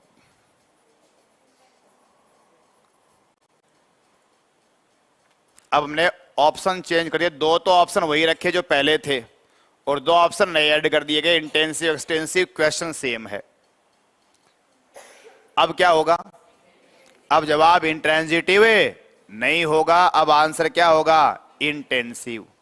अब सबसे खास बात क्या है, अगर मान लो आपने ये ज्ञान नहीं पता इंटेंसिव एक्सटेंसिव क्या है, और आप इतना ही ज्ञान लेके गए हुए एग्जाम में, और आप अपना उत्तर 2 नंबर करके आ भी गए, और किसी किताब में ऐसा लिखा भी मिल जाएगा आपको, ऐसे ही वाक्य इज वाले वाक्यों में ही, और क्या उत्तर लिखा मिल जाएगा, इन ट्रांजिटिव भी लिखा मिल जाएगा, और आपका उत्तर मान लो फिर की आई, आपका उत्तर गलत हो गया, फिर तुम चिल्लाते फिरोगे, फिर तुम लगाओगे प्रूफ, देखो ये किताब का प्रूफ लगा दो, और तुम्हारे वाला कोकाट कोई उसका चूं चपड़ी सुनने वाला नहीं होने वाला है। और तुम फिर कहोगे ऐसे सवाल आते हैं पेपर में, ये आते हैं, इसका पेपर से कोई लेन देन नहीं है, ये तुम्हारी अज्ञानता का प्रश्न है। आपका नुकसान हुआ, उसके लिए आपकी कम जानकारी जिम्मेदार है। इसमें पेपर सेटर का कोई दोष नहीं है, सिर्फ आपका ज्ञान जो है वो अपडेटेड नहीं है, प्रॉब्लम अपडेशन की है। आप जिस किताब को लेकर डोल रहे हैं वो किताब जो है अपडेटेड किताब या अपडेटेड जानकारी नहीं दे रही होगी, क्या बड़ी बात है। किसी समय यहां तक ठीक था, यानी ट्रेडिशनल सिस्टम के अकॉर्डिंग बात चल रही थी, इन ऑप्शन में ऐसे नाम नहीं आए थे, इंटेंसिव एक्सटेंसिव, कोई बात नहीं है। अब जो ऐसे नाम आ गए, इसका मेरे को जवाब आपके पास ये SVC बन रहा है, बेसिक पैटर्न का ये वाक्य है। वाक्य ऊपर देखो ये बेसिक में ही चल रहा है, अगर बेसिक में एसवीसी आता है या एसवी ऑब्लिगेटरी ए आता है तो वो जवाब कहां जाएगा? इंटेंसिव में जाएगा। दूसरे को इसके ऑप्शन ही बता रहे हैं कि भाई साहब हम उत्तर नहीं होंगे, 1 2 4 खुद ही कह रहे हैं। अगर आपको वर्ब के क्लासिफिकेशन की समझ है तो, अगर वर्ब का क्लासिफिकेशन जानते हैं ना, ये वाली क्लासिफिकेशन, अगर आपको ये क्लासिफिकेशन पता है तो वो मैंने सवाल बनाए, उसके ऑप्शन खुद ही कह रहे हैं कि 1 2 4 हम तो नहीं आएंगे, बिना एसवीसी निकाले हुए भी। कैसे कह रहे बताओ? ट्रांजिटिव इंट्रांजिटिव दोनों नाम किस में हैं? एक्सटेंसिव में हैं। तो आप ये सवाल यूं देखो, अगर आप उत्तर ट्रांजिटिव कर देते हैं तो ये उत्तर क्यों नहीं होगा? फिर अगर कोशिश ट्रांजिटिव है तो एक्सटेंसिव तो है ही। अगर आप उत्तर इंट्रांजिटिव करते हैं तो इंट्रांजिटिव भी बड़े में तो क्या है? अगर ये जवाब है तो फिर तो ये जवाब तो अपने आप ही होना है। अगर ये जवाब है ट्रांजिटिव तो वो जवाब का मीनिंग क्या है? एक्सटेंसिव तो है ही है। एक्सटेंसिव तो लड़ाई लड़ते हैं ना कि साहब ओ है कि नहीं है। इनके बीच में लड़ाई आपस में है कि एक में ओ होगा और एक में ओ नहीं होगा, पर ये दोनों मिला के तो किसके बच्चे हैं? एक्सटेंसिव के है ही। इसलिए एक ही परिवार के आप ऑप्शन लेके बैठे हो तो यानी फिर तो उत्तर डबल डबल होंगे, ये होगा तो ये भी होगा। अगर उत्तर 1 होगा तो 4 भी होगा, अगर 2 होगा तो भी 4 होगा, या अगर 4 होगा तो 1 और 2 में से कोई एक और आएगा। ये 4 के 2 प्रकार हैं। ये बात समझ रहे हैं? तो सीधी सीधी कहानी की एक परिवार के ऑप्शन दे दिया आपने तो ऑप्शन ही गलत हो गए अपने आप ही, तो जवाब ही बचा है। और हमने वैसे बता रखा है एसवीसी अगर हमारे पास पाया जा रहा है तो उसका जवाब अब हमारे पास इंट्रांजिटिव जवाब नहीं होने वाला है। क्या जवाब होने वाला है? इंटेंसिव जवाब होने वाला है। ठीक है। अब ये जो इंटेंसिव की अवधारणा है,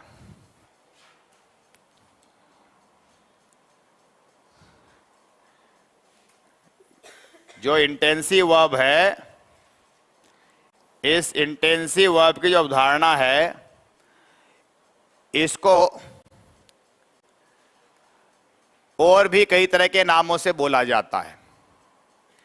इंटेंसिव वर्ब के लिए हम लिंकिंग वर्ब नाम काम में लेते हैं, लिंकिंग वर्ब, या इसके लिए हम कॉपुला वर्ब या पहले कॉपुलर वर्ब नाम काम में ले देते हैं, कॉपुलर वर्ब, या इसको कॉपुलेटिव वर्ब भी कह देते हैं, कॉपुलर वर्ब या कोपुलेटिव वर्ब भी कह देते हैं, या केवल और केवल ओनली कोपुला ही बोल दो। कोपुला के बाद में फिर आगे वर्ब लगाने की जरूरत नहीं पड़ती है। अगर वर्ब लिखते हैं तो कोपुला वर्ब, आगे AR और लगा दिया, कॉपुला वर्ब, कॉपुलेटिव वर्ब, या केवल कोपुला कह दिया, इसका मीनिंग है लिंकिंग वर्ब, कॉपुलर वर्ब, इनको ही बोला जा रहा है। और ये सारी चीजों को ही क्या कहा गया है? इंटेंसिव भी बोला गया है। इनको क्या कह दिए हैं? इंटेंसिव कह दिए हैं।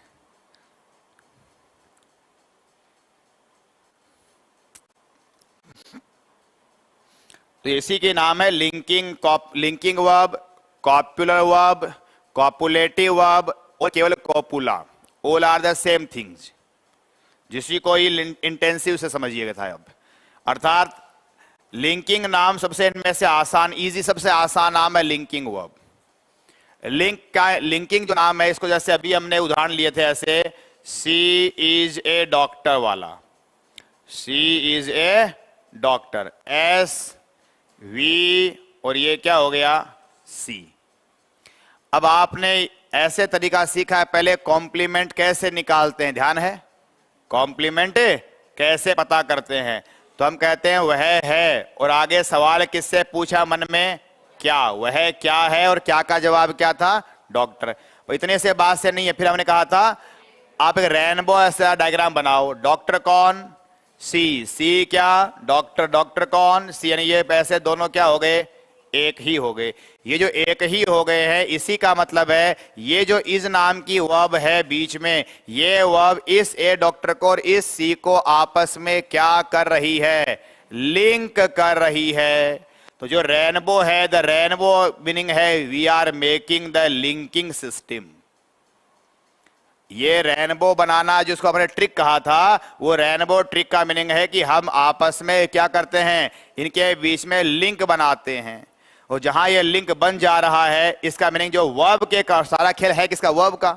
ये लिंक बनाने की में रोल कौन निभाती है, वर्ब। यानी ये वर्ब लिंक बना रही है, अतः ऐसी वर्ब क्या कहलाई, लिंकिंग वर्ब कहलाई।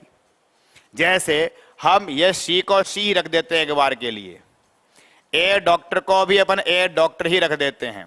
हम यहां वर्ब चेंज कर देते हैं और आप ऐसे कह दो सी मेट ए डॉक्टर, वो एक डॉक्टर से मिली। अब ये वर्ब है, ये एस है, ये ओ है। अब ये सी नहीं रहा है, ये ए डॉक्टर। अब हमारा जो ऊपर ए डॉक्टर था, ये ऊपर का डॉक्टर जो क्या था, कॉम्प्लीमेंट था। नीचे वाले वाक्य में ये डॉक्टर कॉम्प्लीमेंट नहीं रहा, क्या बन गया, ऑब्जेक्ट। जबकि आपने सी में कोई परिवर्तन नहीं किया, वर्ब केवल चेंज करी, इसका सारा का सारा वर्ब चेंज हुई, पूरा खेल चेंज हो गया। तो मैन किसकी भूमिका है, वर्ब का ही मैन रोल है। अब आपको पूरा सवाल क्या भी नहीं आएगा, लिंक भी नहीं बनेगा, सब चेंज हो गया। यहां सवाल ही चेंज हो गया। यहां है वह डॉक्टर से मिली, वह मिली, तो वह किस से मिली, यह प्रश्न आ रहा है। जो ऊपर है वो क्या है, वह किस से है, सवाल ही नहीं बनता। वह क्या है, यह प्रश्न बनता है। और वहां पर वह क्या मिली, यह प्रश्न नहीं है, वह किससे मिली। और किससे वाला जो है उसको अंग्रेजी में क्या कहते हैं, whom। यानी यह है कि सी मेट whom। तो हमारा WH वर्ड ही यहां से क्या से कहां चला गया, किस से चला गया। दूसरा कहानी, इसमें रेनबो था, लिंक था। यहां देखो मीनिंग के अकॉर्डिंग, अगर वो लड़की है डॉक्टर से मिली एंड डॉक्टर कोई और है, लड़की वहां एज ए पेशेंट एक राय मसला लेने के लिए कोई गई हुई दूसरी महिला, तो डॉक्टर कोई और है, लड़की कोई और है। यानी इस बार लिए लड़की डॉक्टर है, डॉक्टर लड़की है, इनके बीच में ऐसा लिंक नहीं है। अर्थात अब इसकी बेस वर्ब क्या है, मीट। यानी मीट वर्ब है, वो लिंकिंग वर्ब नहीं है। लिंकिंग नहीं है मानी इन दोनों के बीच में इंटेंसिव रिलेशनशिप नहीं बना रही है। तो ये जो लिंक बन रहा है ये एक ही है, इसको कहते हैं इज नाम का वर्ब। इस शी और इस ए डॉक्टर के बीच में क्या पैदा कर रही है, ये इज इन दोनों के मध्य क्या बना रही है, इंटेंसिव रिलेशनशिप पैदा करती है, अंतरंग संबंध बनाती है। इंटेंसिव रिलेशनशिप को अगर सीधा अनुवाद हिंदी में क्या करेंगे, अंतरंग संबंध। अंतरंग का मीनिंग है इनके बीच में घनिष्ठ गहन गहन कनेक्टिविटी आ गई है। दोनों एक दूसरे के साथ में क्लोजली एसोसिएट हुए हैं। परंतु यहां पर जो मीट वर्ब है वो केवल और केवल इस मीट ने क्या करा है, मिली तो किस से मिली, जानकारी को विस्तार तो दे रही है। वह मिली किस से, ऐसे जानकारी विस्तार ली है, पर यह जानकारी ऐसे किस में नहीं आई है, क्लोज रिलेशनशिप में नहीं आई है। अब आप डायग्राम जो मैं ऐसे एरो घुमा रहा हूं उसको पकड़ना। SVC होगा तो ऐसे ऐसे कहानी चलेगी, और अगर SVO होगा तो कहानी ऐसे चलेगी। इसका मीनिंग है एक्शन। ये वर्ब, ये इसका तो है कि यहां कोई डूर रहा होगा। बेसिक सेंटेंस होते हैं, बेसिक में जो है हमारे पास एक्टिव वॉइस होती है, एक्टिव वॉइस का एस रूटीन में डूअर हो जाता है नॉर्मली। जैसे राम किल्ड रावण, राम डूअर है। तो आप जो पढ़ते हैं सब्जेक्ट हमारा डूअर होता है, वो नॉर्मली बेसिक सेंटेंस के अधिकांश वाक्यों में पाया जा सकता है, ये एक्टिव वॉइस में होते हैं। तो हमारा ये जो मान लो कोई डूअर है, एजेंट रहा है, इसने कोई काम किया है, तो इस काम का प्रभाव किस पर पड़ा, यानी काम का है वो हमने कहा वर्ब है, उसका काम कैरी ओवर, पास ओवर जहां तक हुआ, और पास ओवर होने के लिए वो नाम था ट्रांजिट हो जाना। तो ये तो है ट्रांजिट हो जाने वाला डायग्राम, और ये हमारा क्या है, इंटेंसिव रिलेशनशिप का डायग्राम। तो SVC का मीनिंग हो रहा है इंटेंसिव रिलेशनशिप को दर्शाया गया है, और इसके द्वारा क्या बताया गया है, एक्सटेंसिव व्यवस्था दिखाई गई है। वर्ब जो है उसके एक्टिव एक्शन को क्या करे हैं, ओ तक एक्सटेंसिव कर दिया गया है, आगे तक ले गए हैं। That's okay. अगली बात,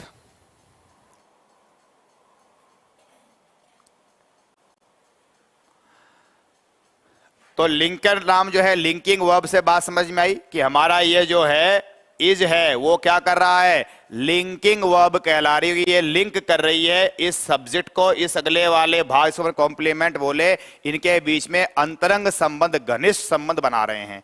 जबकि आप यहां पर इस श्री और इस डॉक्टर के बीच में कोई घनिष्ठ संबंध, अंतरंग संबंध, इंटेंस रिलेशनशिप वाली व्यवस्था नहीं पाएंगे। यहां पर वर्ब जो है मीट, इसके काम को डॉक्टर तक कैरी ओवर किया गया है या पास ओवर किया गया है, और पास ओवर जिस पर हो जाता है वो ओ बन जाता है, और इस वर्ब का फिर क्या नाम है, ट्रांजिटिव। उस नाम का मीनिंग आपने समझा था। इतनी बात ठीक है। आगे देखो, तो इंटेंसिव, लिंकिंग वर्ब, अच्छा अब ये नाम, लिंकिंग नाम समझ में आ गया।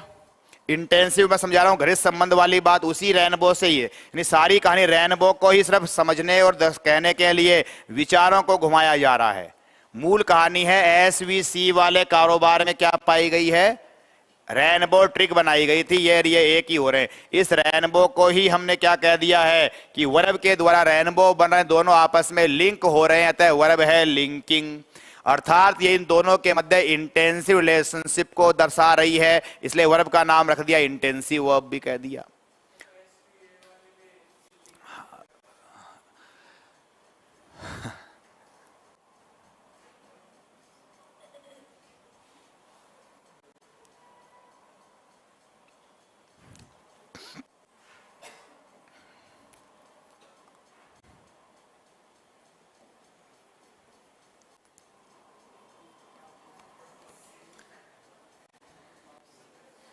कीप थाउस और डोंट पाउस,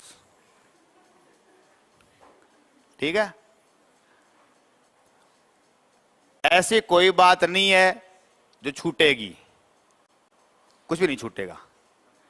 जब मैं कह दूं कि हाँ जी खेल खत्म, अब तुम्हें कुछ पूछ लेना, तो एक बार क्या करना है, थाउस राखो, पाउसो मना।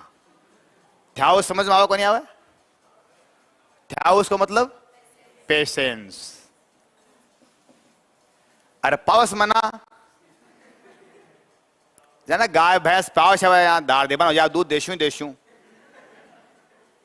यानी भी यहाँ के है कि दूध बोलो आज यार बहुत डट्टे को नहीं, मैं तो 12 कार्ड नहीं पड़ी, तो यार मन के माने सवाल आ जाए डट्टे को नहीं ने, तो भी थोड़ा डांटो, थोड़ी देर डांटो डांटो डांटो, इसलिए कीप थावस और तावड़ा तावड़ा मना पावस।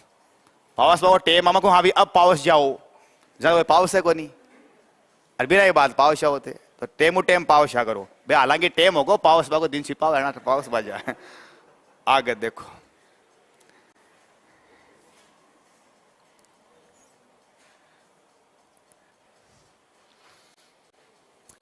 अब क्या नाम बच गए, कॉपुलर वगैरह ये समझते हैं। लिंकिंग नाम समझ में आ गया, इसको लिंक होना कह रहे हैं, इसी को ही दूसरे शब्द में कह रहे हैं दोनों के बीच में इंटेंसिव रिलेशनशिप है, जिसको मैंने हिंदी में क्या बताया था, इन दोनों के बीच में क्या है, अंतरंग संबंध है। अंतरंग का मीनिंग क्या है, घनिष्ठ है, घनिष्ठ से ही क्या होता है, दोनों में गहनता है। तो वो आईसीयू वाला गहनता वाली कहानी आ गई, घनिष्ठ वाली बात आ गई, इस तरह से कैसे भी कह दो जी। लिंकिंग का नाम हो गया। अब ये नाम देखो, एक ही नाम है, एक नाम को स्पेलिंग घुमा घुमाए कर दिया, कोपुला कर दिया। कोपुला बोलने के बाद फिर वर्ब नहीं बोलनी होती है, इसी कोपुला से कर दिया कोपुलेटिव, कोपुलर, एक ही बात है। तो आप बता सकते हैं कोपुला नाम और कहीं सुना हुआ हो आपका, anywhere, somewhere, out of grammar. Grammar तो हम जहां पढ़ रहे इस तरह की बात है ही है, जो एसवीसी वाले में हम कह देते हैं लिंकिंग को ये कोपुला बोल दिए हैं। समवेयर अगर आप कोई और कहीं नाम सुने हो तो कोपुला के बारे में कोई जानकारी नहीं। चलो एक दूसरा वर्ड देता हूं, अगर किसी का सुना हुआ हो तो। कॉपुलेशन क्या होता है, कॉपुलेशन क्रिया कोई नहीं जानता, कोई बात नहीं। बायोलॉजी नहीं पढ़ी आप लोगों ने, हो सकता है मैथमेटिक्स से क्या था, मैथमेटिक्स क्या कहा, हिंदी मीडियम से पढ़ा होगा, इंग्लिश मीडियम से नहीं पढ़ा होगा।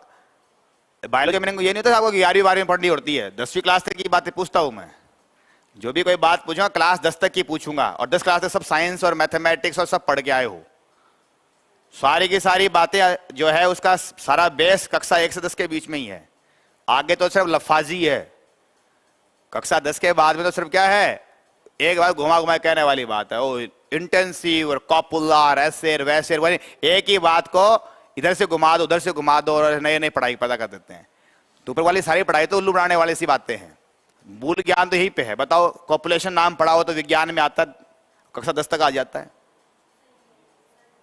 संयोजन, चलो जी संयोजन तो कुछ हद तक तो कहा जा सकता है, पर मैं जो बात सुनना चाहता हूं विज्ञान की भाषा में वो नहीं आई है।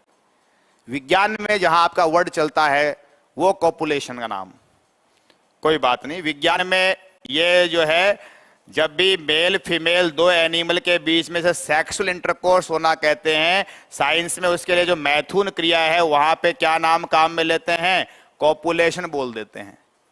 यानी मेल और फीमेल जब भी क्या होंगे, सेक्सुअल एक्टिविटी में इन्वॉल्व होंगे, that sexual intercourse is non in scientific terminology में, विज्ञान की भाषा में वहां सेक्सुअल इंटरकोर्स ऐसा नहीं बोलते हैं, क्या बोलेंगे, कॉपुलेशन बोल दिया गया है। अब आप बताओ कॉपुलेशन वाली बात ये समझ में नहीं आई तो ये ऐसे समझो उन दोनों के बीच में अंतरंग संबंध है। अभी मैं अंतरंग संबंध बोला, कहीं मन में भी विचार आ रहा है अंतरंग संबंध तो और भी कुछ होते हैं, ये वही अंतरंग संबंध है जो बता रहा हूं, यही वही अंतरंग वाली बात है। ये देखो ये अंतरंग वाली बात है, ये अंतरंग तभी होते हैं। अंतरंग मैथुन क्रिया में सेक्सुअल इंटरएक्टिविटी में क्या होगा, अंतरंगता तभी आएगी। तो इनके बीच में अभी वो देखे थे यहाँ ऐसे अंतरंगता आ जाती है। ये तो ये जो कॉपुलेशन नाम दिख रहा है उसी सेक्सुअल एक्टिविटी वाली कहानी वाला कहानी है, जिनके बीच में वहां पर हम उनको क्लोज कनेक्टिविटी में जोड़ा जाता है। तो ये क्लोज कनेक्टिविटी में जोड़ने के लिए जो वर्ब पाई जाती है, हमने उस वर्ब को नाम दे दिया कॉपुला या कॉपुलेटिव वर्ब या कॉपुलर वर्ब। ओके जी, तो अब घनिष्ठ संबंध समझ में आ गए। तो जब भी आपके मन में ऐसे प्यार का क्या बने, इंद्रधनुष बने, ये क्या है, इंद्रधनुष है। और इंद्रधनुष जब भी छूटेगा, देखना वो आपने दिल वाला देखा होगा, प्रेम वाला आता है वो प्रेम दिवस, जानते सब लोग, हाँ साल में एक ही तो आती है प्रेम चतुर्दशी। जैसे करवा चौथ साल में 1-2 बार जब भी आती होगी, ऐसे करवा चौथ तो कई बार आ सकती होगी, हर महीने में 2 बार आती है चौथ। तो करवा चौथ एक आती है, चौथ तो कई आती होंगी ना, ये वाली चौथ और वो वाली चौथ। ऐसे ही एक क्या होती है, प्रेम चतुर्दशी। चतुर्दशी तो बहुत आती है, हर महीने में आती है 14, पर प्रेम 14 केवल एक बार आती है। और कौन सी आती है वो, 14 फरवरी। 24 फरवरी को नहीं आती, वरना फिर नाम कैसे पड़ता है चतुर्दशी। 14 माने चतुर्दशी, और ये प्रेम के लिए आती है तो इसका नाम है प्रेम चतुर्दशी होती है ये। ऐसे 24, अबे सोनेट की कहानी है, 14 लाइन जा रही सोनेट, तो जो भाई साहब 14 लाइन में सोनेट लिखेगा और पढ़ेगा वही तो मनाएगा। अब तुम तो ऐसे ही गीत गाओगे तो कैसे मनाओगे, इसलिए पहले सोनेट वाली पढ़ाई पढ़ो। 14 लाइन में लिखी जाती है सोनेट, और 14 तारीख फरवरी में क्या पड़ती है, प्रेम चतुर्दशी। इस बात का मतलब क्या है, ये बात क्यों चली, ये हमारे को नहीं पता। हाँ, इंटेंसिव रिलेशनशिप से बात चली। और ये बात क्यों चली, इसका कनेक्टिविटी बताओ। जब प्रेम चतुर्दशी आती है तो इस प्रेम दिवस के दिन पर आप लोगों ने ऐसे कुछ चित्र देखे होंगे। बेसिकली ये आपका यूरोपियन कल्चर का डे है, वैलेंटाइन डे है। बेसिकली भारतीय कल्चर में तो रहा नहीं, वहां से बोरो होगा। तो आप ऐसे चीज चित्र वित्र देखे होंगे। तो जो प्रेम का गॉड है उसका नाम बताओ, क्यूपिड। जो गॉड ऑफ लव है वो कौन है, क्यूपिड है। It is equal to your Kamdev. जो हमारे यहाँ कामदेव है ना, उनके बराबर रोमन माइथोलॉजी में किसकी कल्पना करी हुई है, क्यूपिड की कल्पना करी, यानी प्रेम के देवता हैं जी ये कामदेव जो भी हैं। अपने वाले तो कामदेव जो हैं उनका पता नहीं, चित्र वित्र में देखा हुआ नहीं है। क्यूपिड की फोटो वोटो आती है, और इसका इस वाले दिन के चक्कर में जब भी अखबारों में या आपके सोशल मीडिया पे अगर कोई पोस्ट पाओगे तो उनमें ऐसे क्यूपिड की चित्र बनाए जाते हैं, इमेज आती है। किसी का जानकारी हो, ज्ञान हो तो बताओ क्यूपिड की कैसी फोटो होती है। एक तो छोटा बच्चा सा होता है, क्यूपिड जो है वो आपकी जैसे ऐसे 18 वर्षीय नहीं होता है, वो क्यूपिड जो है वो छोटा ही होता है इतना आयु में, बच्चा सा होता है, उसके पंख लगे होते हैं और ऐसे हवा में उड़ता सा होता है। पंख तो उड़ेगा यार, पंख लगाए क्यों थे, हवा में ऐसे उड़ता सा होगा और उसके हाथ में क्या होगा, ऐसे धनुष होगा ऐसे। अब धनुष में बनाना आता नहीं है यार, धनुष कैसे ऐसा मान लो, ऐसे धनुष बनता होगा माना, हाँ धनुष मान लो, और ऐसे धनुष पे ऐसे क्या प्रत्यंचा खींची होगी, उस पे ऐसे बाण लगा होगा और ऐसे उसके हाथ में होगा, वो पंख वाला होगा, वो दैट इज क्यूपिड। तो एक दो दिखाते हैं आमने सामने, वो इस पे तीर छोड़ता है, वो इस पे तीर छोड़ता है। और तभी आप देखोगे दिल वाले चित्र हमेशा इस प्रकार के पाए जाते हैं। तो ये आपका ये कहां से आता है, ये this is the arrow that, और ये आपका जो है वो रेनबो है, वो रेनबो दिल बनाया हुआ है, रेनबो नहीं वो बाऊ है, धनुष, ये है धनुष। जो धनुष है, धनुष को अंग्रेजी में क्या कहते हैं, BOW बाऊ। वो तो बरसात में हुआ, तुमने रेनबो कह दिया।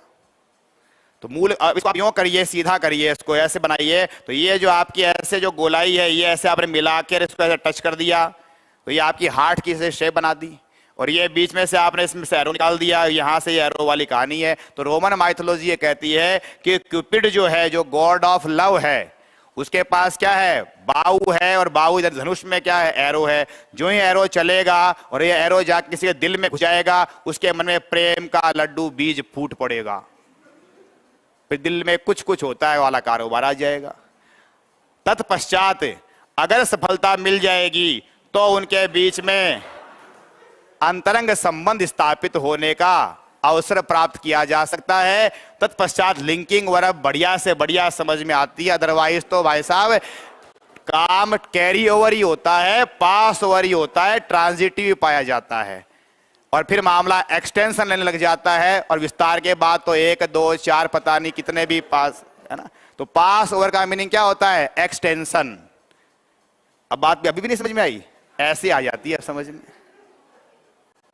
तो यही कहानी होती है, एक्सटेंसिव क्या होता है, इंटेंसिव क्या होता है। इंटेंसिव एक्सटेंसिव समझ में आई कहानी। इंटेंसिव मानी अंतरंग संबंध पाए जाएंगे। अंतरंग संबंध बनाने के लिए हमारे पास ऐसे क्या है, वो रेनबो सिस्टम पाया जाता है, और यहां वो अंतरंगता नहीं होती, यहां पे ये ऐसे एक्शन क्या होते हैं, कैरी ओवर।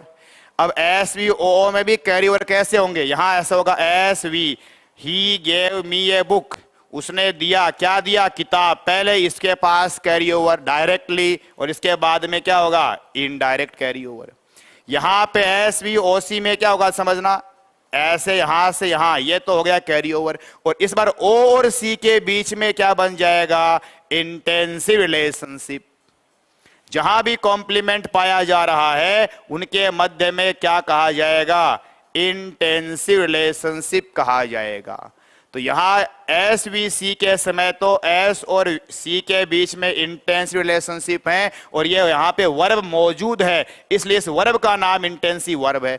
यहां पर इनके बीच में वर्ब मौजूद नहीं है, अतः यहां पे हम ऐसी कोई वर्ब का नाम लेंगे नहीं। यहां पहले वर्ब है वो आ चुकी है कैरी ओवर करने वाली, ट्रांजिटिव, जो कि हमारे मामले को आगे बढ़ा रही है, और इससे C और बढ़ गया तो मामले जटिलता आ गई, अतः इसका नाम रख दिया कॉम्प्लेक्स ट्रांजिटिव।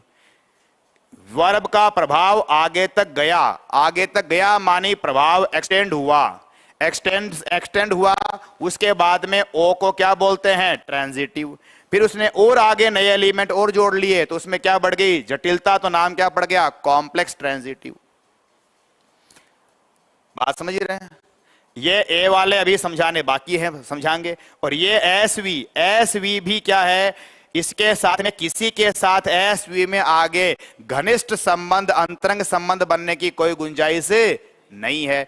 अतः जब घनिष्ठ संबंध बनने का स्थान नहीं है, अर्थात इंटेंसिव रिलेशनशिप नहीं पाया जाएगा। या आप इसमें ऑप्शनल ए जोड़ सकते हो, ऑप्शनल ए बढ़ाओगे तो बेसिक पैटर्न में वो यहां नहीं जाएगा, वो SV रहेगा, और SV रहेगा और उसमें O आया नहीं है, तो उसका नाम क्या हो गया, इनट्रांजिटिव। और ये इंटेंसिव रिलेशनशिप नहीं है, तो इसका नाम क्या है, एक्सटेंशन है। यहां विस्तार आप ऑप्शनल के द्वारा कर सकते हो। तो इनमें तो विस्तार किससे किया गया है, ऑब्लिगेटरी O के द्वारा। O हमेशा ऑब्लिगेटरी होता है। तो ये जो है 3 4 5 6, इनमें तो वर्ब है, उसका एक्सटेंशन कौन कर रहा है? ऑब्लिगेटरी ऑब्जेक्ट एलिमेंट विस्तार कर रहा है, और ऑब्जेक्ट होने से नाम रखा पड़ा था ट्रांजिटिव, जो ट्रेडिशनल ग्रामर में चलता था, हमने ले लिया उसको उधार। और यहां पर एक्सटेंशन कौन कर सकता है? ऑप्शनल ए कर सकता है। तो यहां ऑप्शनल ए से विस्तार करवाया जा सकता है, दैट इज एक्सटेंसिव। तो विस्तार यहां सभी में, इनमें ये विस्तार नहीं कहलाएंगे, ये क्या कहलाएंगे? इंटेंसिव रिलेशनशिप कहलाएगा, यानी वही कॉपुलेटिव प्रभाव इनमें देखा जाएगा, लिंकिंग प्रभाव देखा जाएगा, और वो प्रभाव इस वर्ब से आने पे इसका नाम निकाल दिया है इंटेंसिव वर्ब या लिंकिंग वर्ब। That's okay. अगली बात पे आओ।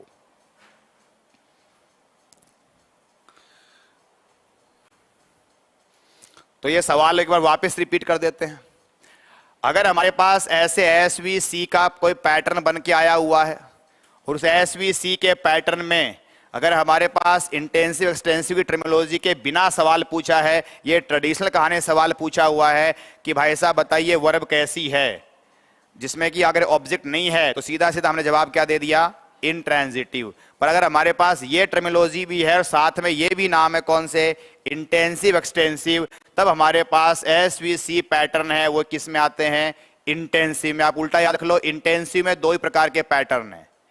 इंटेंसिव वर्ब में कितने पैटर्न है? 2, और 5 किस में है? एक्सटेंसिव में। इंटेंसिव में 2 ही तरह के पैटर्न है, एसवीसी और एसवी ऑब्लिगेटरी ए वाला, और ये अब कुल 7 हैं, 2 वहां रहे तो बाकी जो बच गए, ये आपके पास 5 बचे हुए पैटर्न किस में हैं? एक्सटेंसिव में हैं। उसके फिर 2 प्रकार है, ट्रांजिटिव और इंट्रांजिटिव, जिनमें ओ आ रहा है तो 4 में ओ आएगा, वो 4 ओ तो क्या हो जाएंगे? ट्रांजिटिव, और एक एसवी जो है वो कौन सा हो जाएगा? इंट्रांजिटिव। दैट्स ओके जी। हाँ जी, तो एक सवाल और लेते हैं।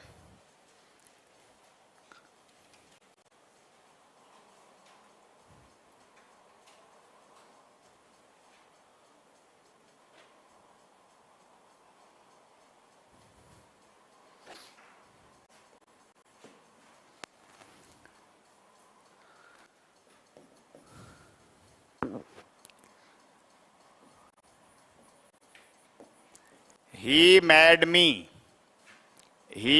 me a fool. He made me a fool.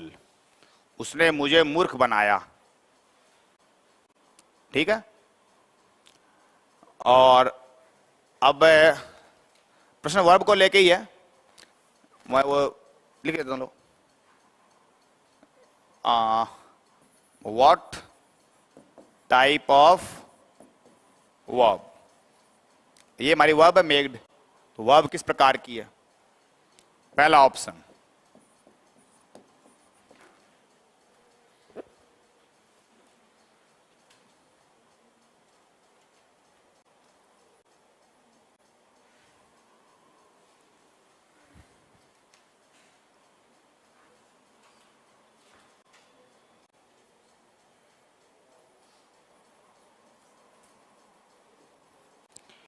Intensive transitive,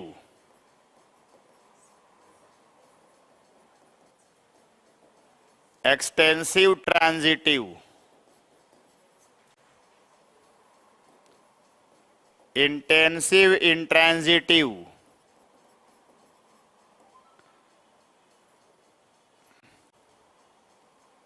extensive intransitive.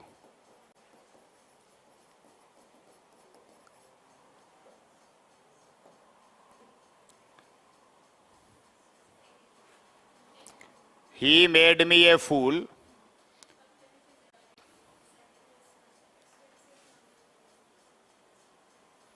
फरमाओ।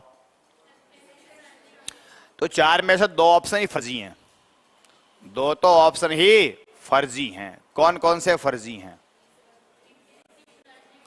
Intensive में तो ये नाम ही नहीं आते, इंटेंसिव इंट्रांजिटिव और इंटेंसिव ट्रांजिटिव। नाम इंटेंसिव का कोई सब कैटेगराइजेशन है ही नहीं। जो ट्रांजिटिव इंट्रांजिटिव नाम है वो तो एक्सटेंसिव में ही है। इंटेंसिव में तो ऐसा कोई क्लासिफिकेशन आगे है ही नहीं।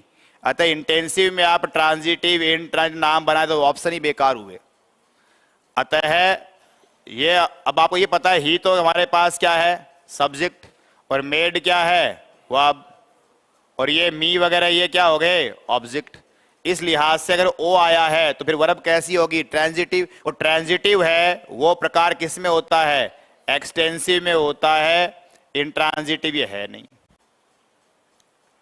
अरे दो ये तो दो पहला और तीसरा तो ऑप्शन ही फर्जी, इनका तो अस्तित्व ही नहीं होता। और चौथा इस वाक्य में उचित नहीं है क्योंकि एक्सटेंसिव इंट्रांजिटिव का पैटर्न क्या बनता है एस वी, ये पैटर्न एस वी पैटर्न नहीं है। That's okay. यानी इसके अंदर हमने वो सारी टर्मिनोलॉजी जो आपकी मॉडर्न वाली है वो इंटेंसिव एक्सटेंसिव ट्रांजिटिव सारा इकट्ठा करके पूछ लिया है। अच्छा जी, अब अगला बताओ क्वेश्चन सेम, ऑप्शन थोड़े नए कर लेते हैं। अब सेम ही सवाल में ऑप्शन दे दिए हैं, पहला ऑप्शन दिए हैं मोनो ट्रांजिटिव, मोनो ट्रांजिटिव, दूसरा दे दिए हैं डाई ट्रांजिटिव,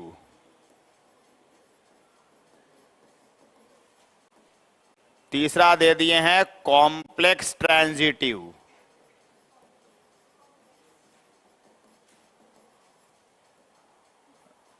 चौथा दे दिए हैं इन ट्रांजिटिव।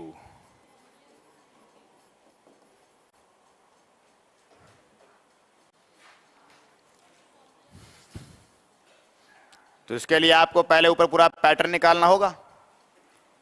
कैसे मालूम पड़ेगा ये नाम, कैसे मालूम पड़ते हैं ये आपको ये नाम पता करने हो तो कैसे पता करेंगे भाई पैटर्न पे पढ़ेंगे। अगर ये मोनो ट्रांजिटिव है तो पैटर्न कौन सा निकल के आएगा बोलो एस वी ओ होगा, और डाई ट्रांजिटिव है तो पैटर्न क्या निकल के आएगा एस वी ओ, दो दो ऑब्जेक्ट होंगे तो डाई ट्रांजिटिव हो जाएगा। कॉम्प्लेक्स ट्रांजिटिव कहना हो तो दो संभावनाएं हैं एस वी ओ सी या एस वी ओ ए, और ये ए कौन सा चाहिए ऑब्लिगेटरी, बिना ब्रैकेट यानी यही समझ लेंगे बेसिक में लिख रहे हैं।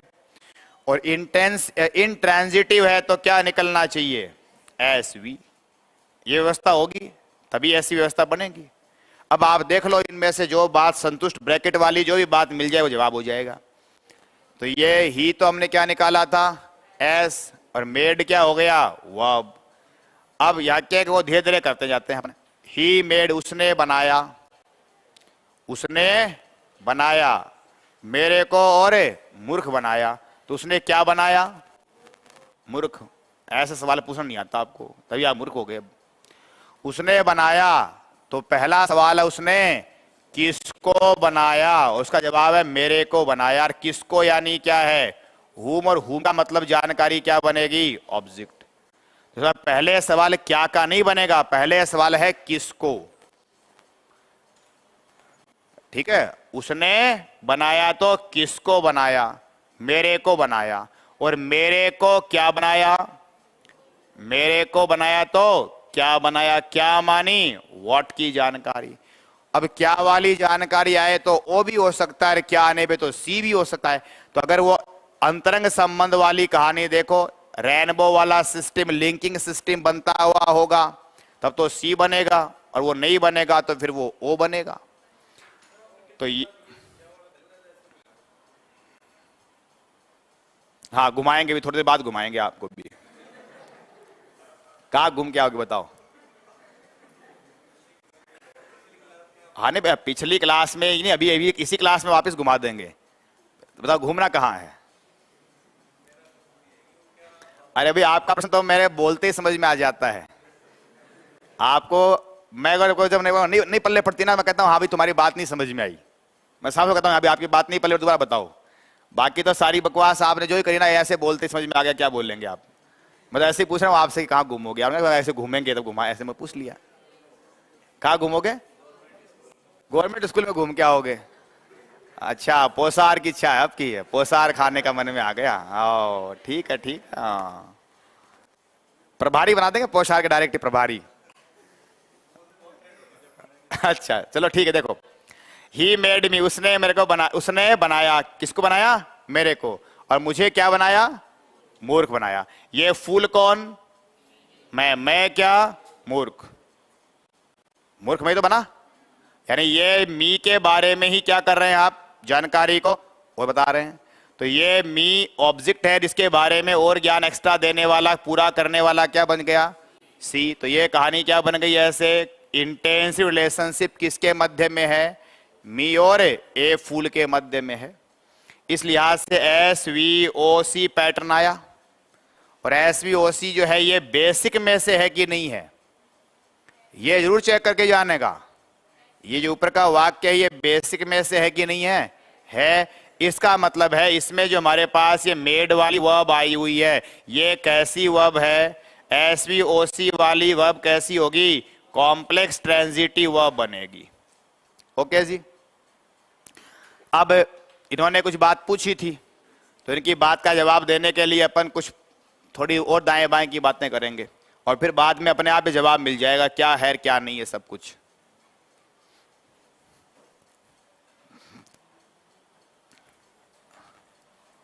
देखो, 2-3 सेंटेंस लेते हैं पहले, उनके अपन एलिमेंट करने वाला काम करते हैं। सेम सेंटेंस वापस लेते हैं जो अभी अभी आपने 2 मिनट पहले किया है, और पहले मैं कुछ पुरानी बातें रिवाइज करूंगा साथ साथ। She made me a fool, she made me a fool. अभी अभी ये तो हमने 2 मिनट पहले कर लिया था, तो मैं इसको फटाफट लिख देता हूं। SVO, और ये क्या है? सी, और ये इस मी के बारे में बता रहा है, तो ये कॉम्प्लीमेंट इस ओ का ही हुआ। चाहे छाप दो, कॉम्प्लीमेंट किसका है? कॉम्प्लीमेंट ऑफ ऑब्जेक्ट है। अब आप कुछ पुरानी बातें जो अपन ने कल बात किया था, परसों बात किया था, वो बताओ कि अगर ये element S care, V care, O के हैं, तो या तो किसी फ्रेज से बने होंगे और या किसी क्लोज से बने होंगे। 1 बाय 1 सारी बातें रिपीट करते जाओगे। ये C सब्जेक्ट है, सब्जेक्ट है तो क्या संभावना होती है? या तो नाउन फ्रेज होगी और या नाउन क्लोज होगा। 2 संभावनाएं हैं। क्या ये क्लोज है? तो क्लोज तो है नहीं, तो ये अपने आप क्या है? नाउन फ्रेज है। और नाउन फ्रेज में ये अकेला प्रोनाउन है, और प्रोनाउन से क्या बनती है? नाउन फ्रेज ही बनती है, कल बात हुई थी। फिर ये आया मेड, और वी में हमेशा फ्रेज क्या होती है? वर्ब फ्रेज होती है। क्लोज कभी वी में होता नहीं है, वी हमेशा वर्ब फ्रेज से बना होता है। अब आओ ओ पे, इतना इतना ही ओ है केवल। अब ये ओ जो है वो हमेशा एस में 2 संभावनाएं, ऐसे ओ में भी सेम 2 संभावनाएं। या तो क्या होगा? नाउन फ्रेज, और या क्या होगा? Noun close. यहां भी कोई क्लोज का चक्कर तो है नहीं, तो अपने आप ही क्या है? ये नाउन फ्रेज। और इस नाउन फ्रेज में भी ये मी, ये भी प्रोनाउन ही है। ये सी भी प्रोनाउन है और मी भी प्रोनाउन है। वो सब्जेक्ट फॉर्म का प्रोनाउन है, ये ऑब्जेक्ट फॉर्म का प्रोनाउन है। इसका मूल में होता है आई, आई प्रोनाउन, उसका मी भी प्रोनाउन। आई सब्जेक्टिव कैटेगरी में आता है, मी ऑब्जेक्टिव में। ऑब्जेक्टिव वाली बात चल रही है, कोई समस्या नहीं है, मी आ गया। अब आया जी ए फूल, और ए फूल है, ये क्या चीज बनाई अपन ने? कॉम्प्लीमेंट। कॉम्प्लीमेंट होने का मीनिंग या तो वो क्या होगा? नाउन फ्रेज या एडजेक्टिव फ्रेज। फ्रेज में 2 संभावनाएं, और क्लोज होगा तो कौन सा होगा? क्लोज, केवल नाउन क्लोज ही होगा। कॉम्प्लीमेंट में यही संभावनाएं हैं, फ्रेज में से तो 2 संभावनाएं हैं, क्लोज में से एक ही संभावना है, नाउन क्लोज। ये आपको ए फुल क्लोज दिख रहा है क्या? तो क्लोज तो ये है नहीं। अब ये 2 बातें बची, इनमें से अगर नाउन पड़ा है तो नाउन फ्रेज है, नहीं है तो फिर वो एडजेक्टिव पड़ा होगा। अब बताओ जी, ये आर्टिकल आया ना, और यार इतना बेसिक ज्ञान सब जानते हो गए, नहीं तो सुनते जानेंगे। आर्टिकल है तो आगे क्या पाया जाना होता है? नाउन पाया जाना होता है। आर्टिकल है तो आगे क्या पाया जाता है? नाउन। इसके केवल और केवल हमारे पास 4 अपवाद हैं, बाकी जब भी आर्टिकल आएगा नाउन मिलेगा। आर्टिकल होगा तो आगे क्या मिलेगा, नाउन मिलेगा। इस बात के चार अपवाद हैं, वो चार अपवाद भी आर्टिकल दे के साथ हैं। आर्टिकल ए के साथ तो कोई अपवाद नहीं है। अगर आर्टिकल ए एन आया हुआ है, अगर आर्टिकल ए अथवा एन आया हुआ है तो आगे क्या होगा, नाउन कन्फर्म ही होगा। दोबारा बात बोल देता हूं, आगे कई बार काम आएगी। कभी कभार आप को संकट आएगा तो मैंने संकट का भी अभी वाणी बोला हुआ है, बस उदाहरण ही नहीं बोला हूं। क्या वाणी बोला हूं दोबारा सुन लेना, क्या भाषा बोला हूं। यदि आपको कहीं आर्टिकल का ज्ञान सबको है, क्योंकि आर्टिकल हर कोई पहचानता है, ए एन दी होते हैं, छोटी सी ज्ञान है, ए एन दी सब जानते हो आर्टिकल।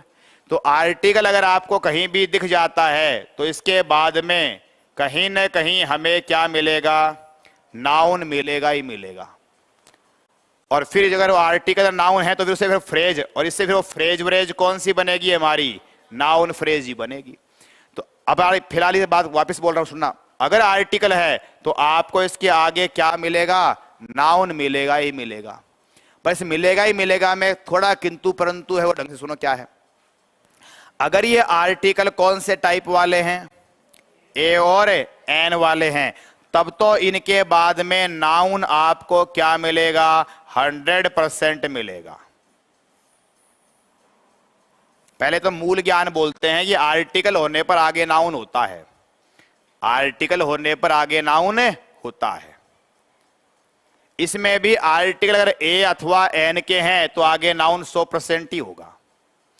परंतु अगर आर्टिकल कौन सा है, दे, आर्टिकल दे होने पर भी आगे नाउन होता है, पर यह 99% की संभावना है। अब ये परसेंटेज आप पूछें साहब ये परसेंट कैसे निकाल के लाते हो आप, ऐसा कुछ नहीं है, ये सिर्फ अनुमानित कर देते हैं। 99 बोल दिया, इसका मतलब क्या होता है कि भाई थोड़ा बहुत किंतु परंतु है। मैं 90% बोला, मैं थोड़ा ज्यादा किंतु परंतु है। 99.9 बोला क्या मिलेंगे, किंतु परंतु बहुत ही कम है। किंतु परंतु वहां भी है पर उसमें उदाहरण एक आधे मिलेंगे। 1% का गैप छोड़े में उदाहरण 4-5 मिलेंगे। 95 वाले उदाहरण ज्यादा मिलेंगे।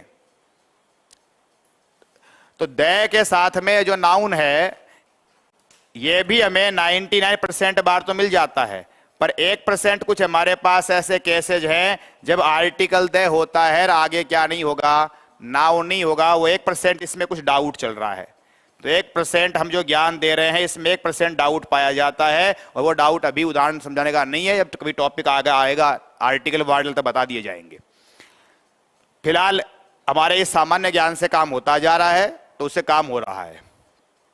देखो जी, दो संभावनाएं थी, नाउन फ्रेज और एडजेक्टिव फ्रेज।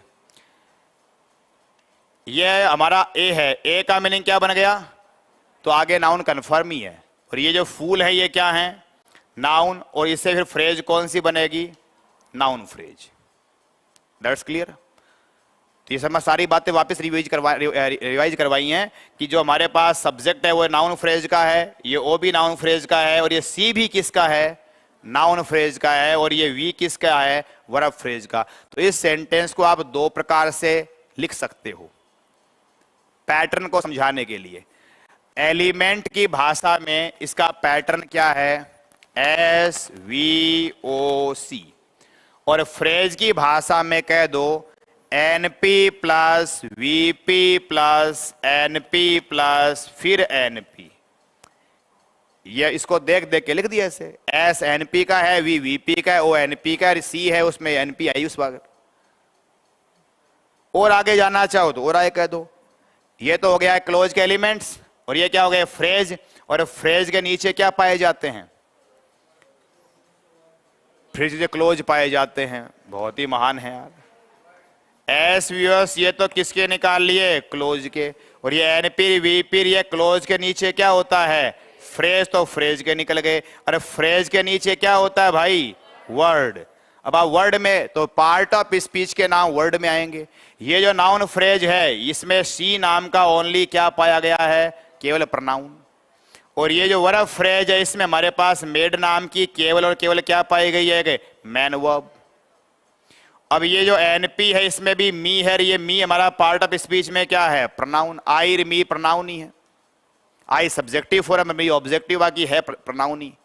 और ये हमारा जो नाउन फ्रेज ये वाला, इसमें दो वर्ड हैं, इसमें दो लिख लो ऐसे। एक तो इसमें क्या है, आर्टिकल है ए वाला, और फूल वाला आगे क्या है, नाउन। आर्टिकल को ही बड़े भाषा में क्या बोल दो, ये डिटरमिनर बोल दो, एक ही बात है। तो ये आप ऐसे ऐसे वर्ड में बता दिए, ठीक है। ये मेरा टारगेट कुछ और है पढ़ाना, ये तो मैं बाई चांस बीच में कुछ बातों को बार बार करवा रहा हूं, इसलिए बार बार करवाता हूं कि ये चीजें आपके दिमाग में फिट हो जानी चाहिए। जब भी सेंटेंस आए आप क्लोज निकाल, एलिमेंट निकाल के, फ्रेज निकाल के इतनी व्यवस्था करने की प्रक्रिया में आने लग जाएं। ओके, अब आगे करें जी। अब नई बात देखोगे, हमने ये सेंटेंस लिया था, सी मेड मी ए फूल, और आपने कहा SVOC। फ्रेज में हमने कहा NP है, VP है, NP है, और ये भी क्या है, NP है। अब एक नया वाक्य लेते हैं, काफी कुछ इससे मिलता जुलता सा होगा। आंशिक परिवर्तन करेंगे, केवल हल्का सा परिवर्तन, और आप पाएंगे पूरी व्यवस्था में बदलाव हो जाता है। जबकि फ्रेज में कोई बदलाव नहीं होगा। जैसे ये NP, VP, NP लिखी हैं, ऐसी की ऐसी लिखी मिलेंगी। She made me a stool, fool को मैंने स्टूल कर दिया, बैठने की स्टूल वाला स्टूल। उसने मेरे लिए एक स्टूल बनाई। पहले तो मैं एलिमेंट में निकालता हूं, बाद में एक बार के लिए। ये मेड सेम ही है, तो फ्रेज में कौन सी होगी, VP, और ये सी भी सेम है, तो फ्रेज तो कौन सी होगी, NP, और ये मी भी सेम है, वही NP, और ये भी आर्टिकल और आगे नाउन। यहां भी आर्टिकल ए के बाद तो हमेशा क्या मिलेगा, नाउन मिलेगा, ही बताया था अभी। तो ये स्टूल हमारी वस्तु का नाम भी ऐसे कर लो, वस्तु के नाम क्या होते हैं, वस्तुओं के नाम नाउन होते हैं। तो इसमें ए स्टूल हमारा कौन सी फ्रेज हुई, noun phrase. NP, VP, NP, VP, NP। Phrase common है। एलिमेंट में आओ, SV। अब आप आ जाओ, अब आप मीनिंग में ध्यान करोगे, क्या परिवर्तन हो रहा है। उसने बनाया, उसने बनाया, क्या सवाल है, प्रश्न क्या है, उसने क्या बनाया। यहां भी है, उसने बनाया, और क्या बनाया, मूर्ख बनाया।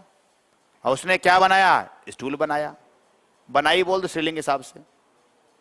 यहीं से पूरा फर्क है। यहां पर आप पहले ऐसे जाके और ऐसे घूम के आएंगे, घूम रहे हैं अब घूम लो। और यहां पे ऐसे घूम के नहीं आएंगे, यहां पे यहां घूम के रह गए, और इनके बीच में अंतरंग संबंध बनाएंगे। और इसका नाम OC है, इसका नाम O है, ये इनडायरेक्ट O है, ये डायरेक्ट O है। जिनको बात नहीं समझ में आई, दोबारा बात को समझा देंगे अब ढंग से। पुराने ज्ञान फ्रेज समझ में आ ही रहे हैं। देखो जी, बात ध्यान करो। इनडायरेक्ट ऑब्जेक्ट और डायरेक्ट ऑब्जेक्ट, इनडायरेक्ट ऑब्जेक्ट और डायरेक्ट ऑब्जेक्ट में क्या आप जानकारी आप सुने पढ़े हुए हैं। अगर दो ऑब्जेक्ट होते हैं तो पहले वाक्य में क्या मिलेगा, इनडायरेक्ट, और बाद में क्या मिलेगा, डायरेक्ट। मिल रहा है, क्या बड़ी बात है। इनडायरेक्ट ऑब्जेक्ट के बारे में क्या ज्ञान तुम्हारे पास है, IO के बारे में क्या जानकारी रखते हो। इनडायरेक्ट ऑब्जेक्ट क्या होता है, डायरेक्ट ऑब्जेक्ट का क्या होता है, रेसिपिएंट होता है। हिंदी में क्या कहते हैं रेसिपिएंट को, प्राप्त करता होता। यहां पे उसने स्टूल बनाई और मेरे लिए बनाई, तो स्टूल किसको मिलनी है, मेरे को मिलनी है। ये ऐसे घूम के मेरे को ऐसे दिला दी, ये ऐसे ऐसे घूम के दिलाना, ये इसके लिए आ रहा है, ये इसको दिलाओ, इसको लाके प्राप्त करवाओ। उसने बनाई, उसने बनाई। अब आपका पहले सवाल मुंह से क्या बोलेगा, अब आपका पहले प्रश्न ये नहीं बोलेगा किसको, यहां पहले क्या का सवाल बनेगा। उसने बनाया तो क्या बनाया, स्टूल बनाया। और अब है बाद में सवाल है किसके लिए बनाई, बोले मेरे लिए बनाई। यानी स्टूल अगर मेरे लिए बनाई तो मैं ही क्या होऊंगा, स्टूल का रेसिपिएंट। स्टूल है वो है डायरेक्ट ऑब्जेक्ट और ये मेरे को मिली हुई है, इसलिए ये SVI और DO हुआ। अब ऊपर देखो, ये फूल पहले बना के बोले ले जा तू ले जा फूल, ये वो वाला फूल है क्या, फ्लावर वाला फूल। ये कहानी ऐसे नहीं बनी है, ये इसमें सवाल पहले ये बनेगा। इसमें पहले आप ऐसे कहेंगे उसने बनाया, और पहले है उसने किसको बनाया। ये किसको है, ये किसके लिए है। इसमें कोई प्रेपोजिशन दोनों में लगी हुई नहीं है, कोई फॉरवर्ड लगा हुआ नहीं है, पर इसमें किसके लिए का सेंस दिख रहा है। यहां है उसने बनाया, और उसने किसको बनाया, मेरे को बनाया। और मेरे को क्या बनाया, मेरे को क्या बनाया, मूर्ख बनाया। तो यह है किसको और क्या बनाया में, ये इनके बीच में क्या दिखाया जा रहा है, इंटेंसिव रिलेशनशिप बयां किया जा रहा है। वो रेनबो जैसी व्यवस्था है। और इसका ये जो कहानी है घूम के यहां तक आके रुक जाएगा, ये यहां रुक गए हैं आप इतने में ही। ये जो रुका है ये एक्शन यहां से यहां क्या किया है, कैरी ओवर किया है, पास ओवर किया है। तो ये तो ट्रांजिटिविटी दिखा रही है। इसमें यहां से एक्शन कैरी किया है ओवर, पर ये यहां पे नहीं किया है मी पे। ये एक्शन पहले पहले मैं डायरेक्टली कहां जा रहा है, डायरेक्टली कैरी ओवर किया है स्टूल तक। यानी एक्शन तो यहां भी कैरी ओवर किया है, इसका मीनिंग ये भी ट्रांजिटिव है। और ये यहां पे कैरी ओवर करके और इनडायरेक्टली इस तक पहुंचा है बाद में। तो ये इनडायरेक्टली यहां आने से इसका नाम है इनडायरेक्ट ऑब्जेक्ट, और ये डायरेक्ट ऑब्जेक्ट। इसलिए किसको और क्या के सवाल लाने से पार नहीं पड़ेगी। और ये सारी बात बताई है, दो बातें या तीन चार बातें समझाने के लिए। पहली जो बात बताना चाहता हूं वो है, अगर आप हिंदी में प्रश्न पूछते हो तो किस में क्या पहले बोलेगा, किस में क्या बाद में बोलेगा। इसका जब आप सवाल बनाए थे भी थोड़ी देर पहले, तो आप में से आप लोग ऐसे उत्तर कर रहे थे, उसने बनाया, क्या बनाया, मूर्ख। बस यहीं पे समझ में आ गया कि आप मूर्ख हो गए हो। क्या बनाया और मूर्ख पहले नहीं बोलेगा, कॉम्प्लीमेंट पहले। पहले ओ है, ओ का कॉम्प्लीमेंट है ये इसका अस्तित्व ही तब जब ओ मौजूद है, बिना ओ के इसका अस्तित्व नहीं है। पर यहां पर इसका अस्तित्व पहले है, डायरेक्ट का अस्तित्व पहले है, तो पहले वो बोलेगा।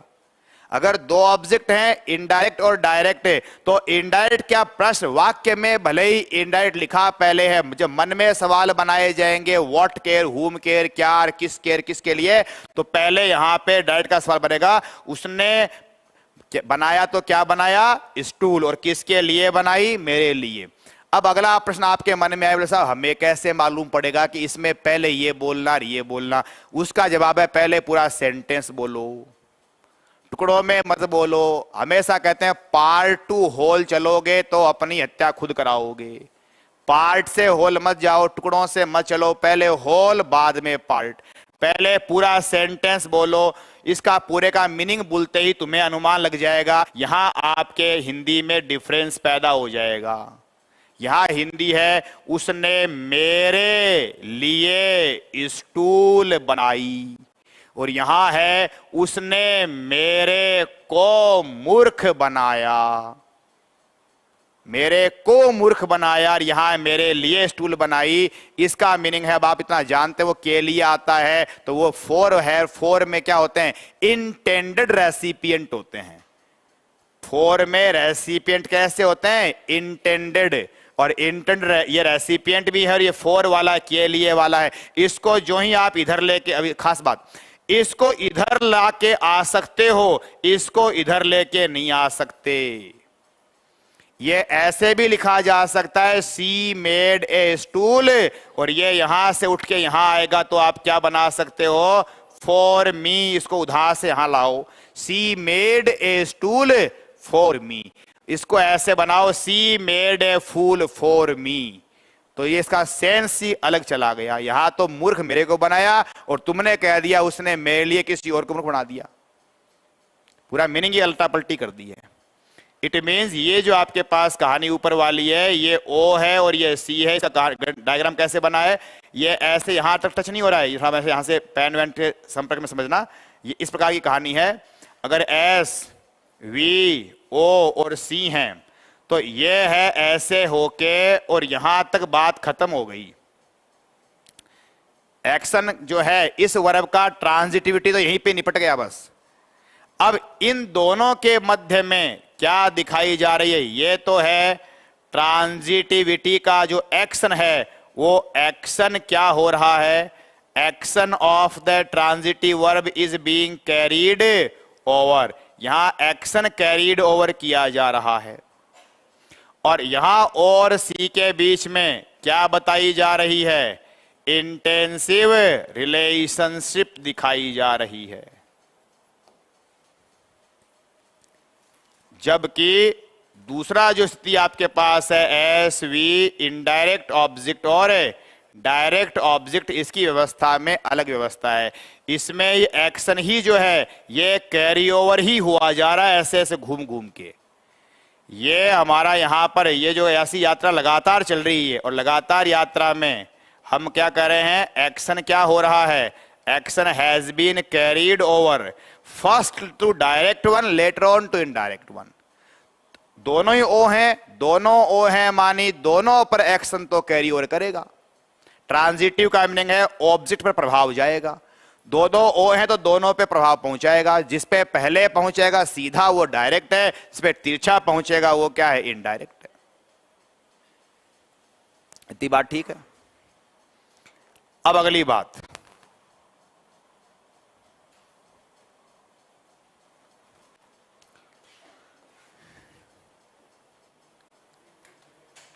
She made me a fool. She made me foolish. अब क्या फर्क हुआ है,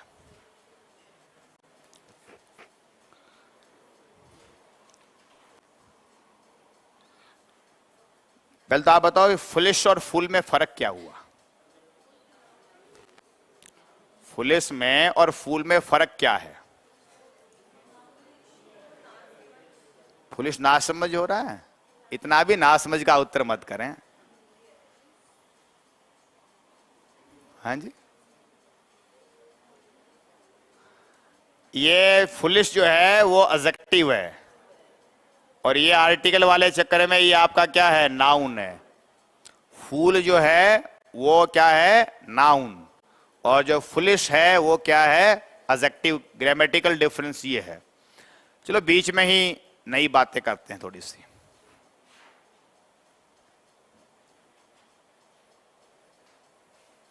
फूल वर्ड का हिंदी में अनुवाद करो।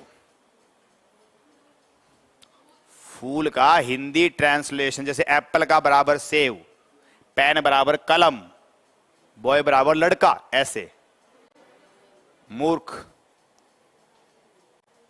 चलो फुलिश का हिंदी में अनुवाद करो। मूर्खता, दे दिया परिचय। अच्छा, एडजेक्टिव में क्या लगता है, ता लगता है। बिल्कुल, आपको तो मुख्यमंत्री का दावेदार घोषित किया जाए,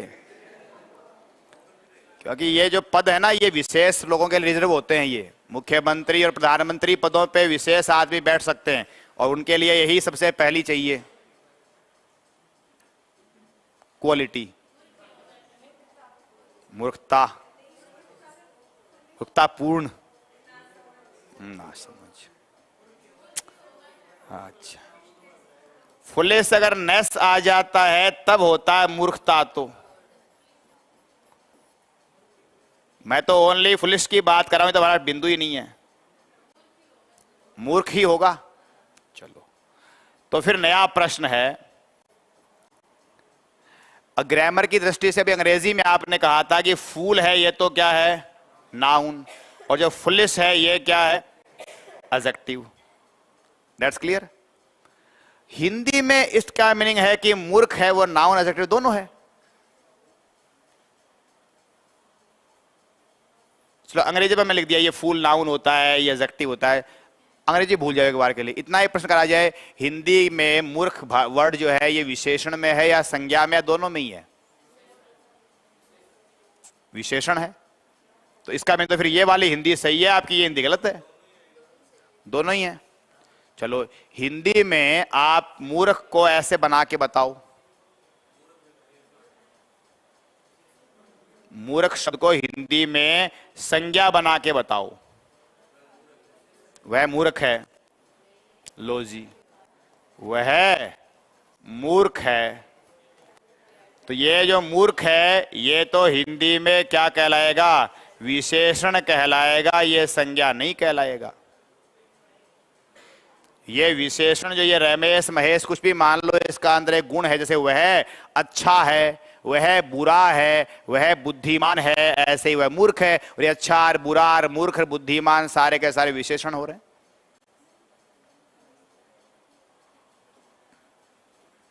नहीं समझ आई? हाँ, मूर्ख लड़का, तो अगर मूर्ख लड़का बोलोगे तो मूर्ख लड़का की विशेषता बता रहा है ना, तो ये विशेषता बताए तो विशेषण हुआ। वही मैं कह रहा हूं कि मैं ये तो कह रहा हूं कि विशेषण हुआ ना मूर्ख शब्द तो। हाँ, तो संज्ञा की विशेषता बता रहा है तो विशेषण तो कहते हैं उसको, और क्या कहते हैं? तो और क्या समझाना, आप क्या अलग बता रहे हैं? मैं ये कह रहा हूं कि मूर्ख वर्ड है वो हिंदी में क्या हुआ? विशेषण हुआ, विशेषण हो चुका है। अब आप नए उदाहरण लेके आ जाओ तो भी बात वहीं जा रही है। बहुवचन बनाएंगे, वो अलग अलग ज्ञान है, अलग ज्ञान है, अलग ज्ञान है आपका जो ज्ञान है। सामान्य ज्ञान की बात करें, असामान्य ज्ञान मत करें, बिल्कुल सामान्य ज्ञान।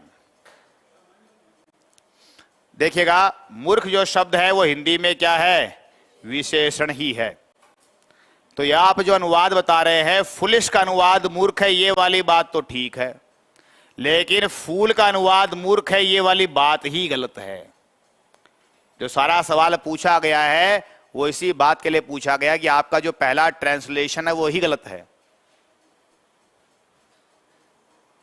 मूर्ख जो फूल जो है, जो कि नाउन होता है, उसका ट्रांसलेशन मूर्ख नहीं होगा। इसका जवाब होगा फूल का जो अनुवाद होगा वो बनेगा मूर्ख आदमी या मूर्ख व्यक्ति कह लो। अगर आदमी में अगर आपको वो लगता है कि यार महिलाओं को छोड़ दिया हमारे को, पुरुषों को लेके आ गया ये, तो अगर आप नारीवादी विचार ज्यादा हावी हैं तो ले लो, न्यूट्रल वर्ड ले लेते हैं, मूर्ख व्यक्ति।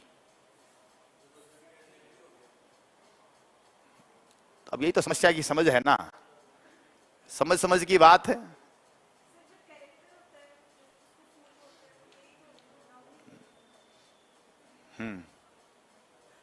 जो कैरेक्टर आप कह रहे हैं ड्रामा के, शेक्सपियर के ड्रामा के, वो वाली बात नहीं हो रही है। उसमें जो एफ होता है वो होता है कैपिटलाइज्ड, और that is the name. Just like आप ओलिवर और ओर्नेल्डो नाम निकाल देते हैं, that is the proper noun, it is simply common noun. देखो ऐसे एफ लिखा है, जैसे dog, DOG, BOG, boy, simply common noun की बात हो रही है, not a character of drama. सामान्य आप जब आपने जो लिखा था 2 मिनट पहले, he made me a fool, he made me a फूल, वो वाला सिंपल फूल है, ए फूल आर्टिकल के संग वाला। हाँ जी, बात समझना क्या कहना चाहता हूं। एक तो हर जगह अंग्रेजी हिंदी बराबर अनुवाद देती है, अनिवार्य नहीं है। जो आपके सवाल का जवाब इस बात में है, फिर तो सर ये एडजेक्टिव बन गया। अरे भाई, हिंदी में तो एडजेक्टिव ही होता है मूर्ख। हिंदी में तो मूर्ख वर्ड क्या है?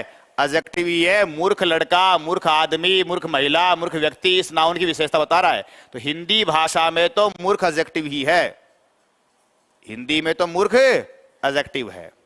अब अंग्रेजी में अगर आपको मूर्ख एडजेक्टिव के समानांतर चलना है, हिंदी का जो एडजेक्टिव मूर्ख है उसके समानांतर चलना है, तो फुलिश आएगा, फूल नहीं आएगा। फूल आएगा तो आप नाउन लेके आ गए हैं। और अब हमारे पास फर्क क्या होता है, तो आप ऐसे समझने की कोशिश करना। और आगे भी मैं ऐसे उदाहरण कई बार दूंगा, ये पहली बार या कई बार बताऊंगा, ऐसी बातें ध्यान करने की बात है। मैंने ऐसे लिख दिया, he is a fool, he is a फूल। और मैं कहूं इसका शाब्दिक अनुवाद करो, शब्द से अनुवाद, तो शाब्दिक अनुवाद में आप ये कहेंगे वह, चलो एक कह लो, एक तो चलो आपकी मर्जी पे है, एक को ऐसे, वह मूर्ख आदमी है।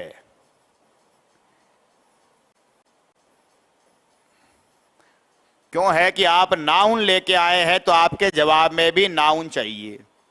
यो मेरी बात नहीं समझ में, थोड़ी थोड़ी धीरे धीरे बाद में 2 मिनट बाद में समझ में आएगी। कुछ दारू असर लेट करती है, पर करती है तो सुबह तक करती है, पर कई को लगातार पी लो असर ही नहीं आता बेचारी का, तो थोड़ी ये दारू धीरे धीरे असर करेगी, अभी थोड़ी देर में करेगी। देखो ही इज ए फूल है ना, ही इज ए फूल को एसवीओसी में चलते हैं, फ्रेज में चलते हैं, तो बात बेहतर समझ में आएगी। ही इज ए फूल, एसवीओसी में आओ,